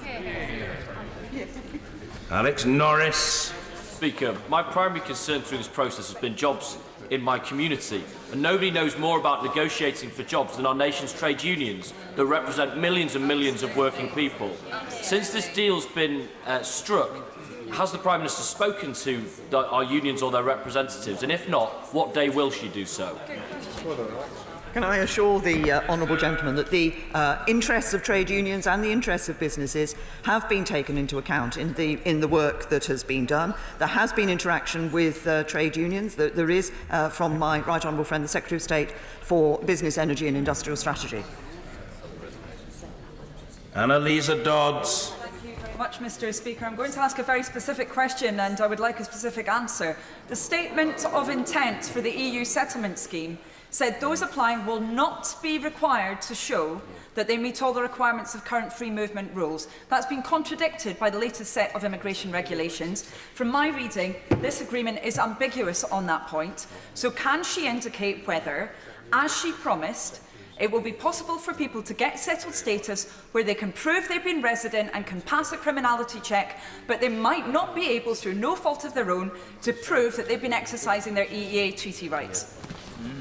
I think I heard the honourable lady say that the regulations were ambiguous, and therefore, but she claimed that ambiguity necessarily contradicted what had been said previously. In the interests of making sure that the honourable lady gets as accurate a reply as possible, I will write to her on this matter. Darren Jones. Thank you, Mr. Speaker. There are a number of simple truths amongst the political noise. Firstly, Brexit is bad for Britain. Secondly, that the Prime Minister's proposal has no majority in this House. And thirdly, that on the future relationship, the thing that all of my constituents wish to know about, regardless of their view on Brexit, is a 7-page wish list and nothing else. The Prime Minister said today that she'll bring further details to the House, but can she confirm how long we will have, as a House and Select Committees, and as constituency MPs in conversation with our constituents, to fully understand the consequences of her future proposal between the UK and the EU? We will be ensuring that Parliament, before it takes the meaningful vote, is able to see both the future framework as it is developed in greater detail than it is at the moment in the outline political declaration, together with, as I've indicated earlier, the various forms of analysis that the government has committed to. Paul Sweeney. Given that her own Scottish Tory MPs no longer have confidence in her Secretary of State for Scotland, who has been trampled over on fisheries and on the Irish backstop and couldn't even turn up today, how can the Prime Minister seriously suggest that this deal offers anything other than undermining the integrity of the United Kingdom? Confirm the integrity, and his portrayal of the position of the Secretary of State for Scotland is completely wrong. The Secretary of State for Scotland is doing an excellent job, together with my Conservative colleagues, Scottish Conservative colleagues on these benches, in defending the interests of Scotland, and in doing so in a rather better way than the SNP. Luke Graham. Thank you very much, Mr. Speaker. Just to come back on the honourable gentleman's comment there, to be very clear, the Secretary of State hasn't had a red line crossed. My right honourable friend, and I hope she will affirm again, that we will negotiate fishing as an independent coastal state in 2020. And furthermore, Scotland has been respected, and it is being respected by consulting Scottish MPs in this House, as is appropriate. Hear, hear. Thank you. I thank my honourable friend for pointing that out, and I'm clear to confirm the commitments I gave earlier about the position of the United Kingdom as an independent coastal state. Brendan O'Hara. Mr. Speaker, given the absence of the lesser spotted Secretary of State for Scotland in the last 48 hours, could the Prime Minister take this opportunity to explain to those living in my already economically fragile Argyll and Bute constituency exactly why her deal puts them at a competitive disadvantage to their very close neighbours in Northern Ireland. Hear, hear. The Scottish SNP members have, on a number of occasions now, referred to the issue of Northern Ireland in relation to Scotland and this deal. Northern Ireland has a particular set of circumstances that do not... Oh, the honourable gentleman says, oh, and we do not. No, you do not. No, this is really the height of discourtesy. The Prime Minister is answering the question and must be heard. The question's just been asked, the Prime Minister's answering it, and the honourable gentleman is jabbering away from a sedentary position to no obvious benefit or purpose. The Prime Minister. Mr. Speaker, I think the honourable gentleman was raising a sort of suggestion that actually Scotland was in the same position as Northern Ireland. Of course it's not. It doesn't have a land border with a country that's going to be within the European Union. Ruth Cadbury. Thank you, Mr. Speaker. This deal is far worse for our young people than the deal they currently have with our membership of the EU. This deal has no guarantees on Erasmus, on funding for EU students, on their travel and work rights in Europe, on EU research funding worth €100 billion. When the future of millions of young people are at stake, doesn't she agree that it's time to let them vote for their future with a people's vote, particularly for those young people who didn't get a vote last time because they weren't old enough? There are references in what we have agreed in relation to some of the matters that she has set forward. But this is a deal which is about the future of this country. It is about... Oh, she's holding up the Withdrawal Agreement. The Withdrawal Agreement actually is about our withdrawal from the European Union. It is not about our future relationship. The matters she referred to are about our future relationship. Ian Murray. Thank you, Mr. Speaker. Can the Prime Minister look at my constituents in the eye and guarantee that this withdrawal agreement will put them in a better position than which they currently enjoy as a member of the European Union, and promise to them that not one of my constituents will be a penny worse off as a result of this agreement? What is going to ensure the future of the honourable gentleman's constituents and those of members and right honourable members across this House is not the withdrawal agreement, but the future relationship that we deliver with the European Union. That's precisely why we have put the element of the economic partnership as such an important part of that future relationship. Stuart C. MacDonald. Thank you, Mr. Speaker. The Prime Minister is yet to answer a simple but very important question. If her deal is rejected, what will her government do next? Resign. As I said, in fact said quite a lot earlier in answer to a question, there is the process that will happen, were that to happen, is set out quite clearly for this House. But the question is, how will individual members of this House approach this decision when they come to make it, in the interests of the country and in the interests of their constituents? And they will need to have at the forefront of their minds the duty to deliver on the vote of the British people to leave the European Union, and the overall national interest of our country and the interests of their constituents. Anna McMorrin. Mr. Speaker, the world is looking on us with horror and sympathy. My constituents in Cardiff North, people up and down Wales and across the UK, worry how to make ends meet. They know now that Brexit is bad for Britain. Can the Prime Minister tell my constituents exactly how this deal will make them better off than they are now? The honourable lady says that she is concerned. I've set out before why I think this deal and the future partnership we can have with the European Union and trade deals around the rest of the world can benefit of our economy, benefit jobs, benefit the honourable lady's constituents. She says her constituents worry about how to make ends meet. It's precisely why this government is a government that has continued to increase the national living wage, that has put through tax cuts for millions of people in this country. Catherine West. Thank you, Mr. Speaker. Could the Prime Minister enlighten the House as to why the member for Sale and Antrim may be meeting with the Chief Whip at this moment? But that nothing to do with the statement. It's nothing to do with the statement.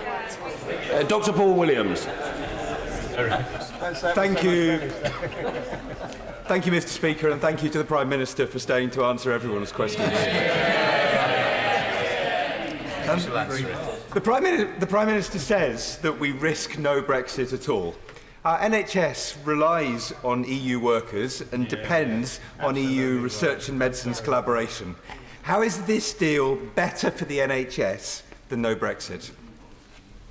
I say to the honourable gentleman, first of all, that the British people voted to leave the European Union, and we have a duty to deliver on leaving the European Union. If he is concerned about the future of the National Health Service, then I hope he supports the significant decision that this government has taken to make the biggest injection of funding into our National Health Service in its history, with our multi-year funding programme, over £80 billion more going into the National Health Service, and the 10-year plan that ensures the sustainability of our NHS into the future. Prime Minister, thank you. Colleagues, thank you.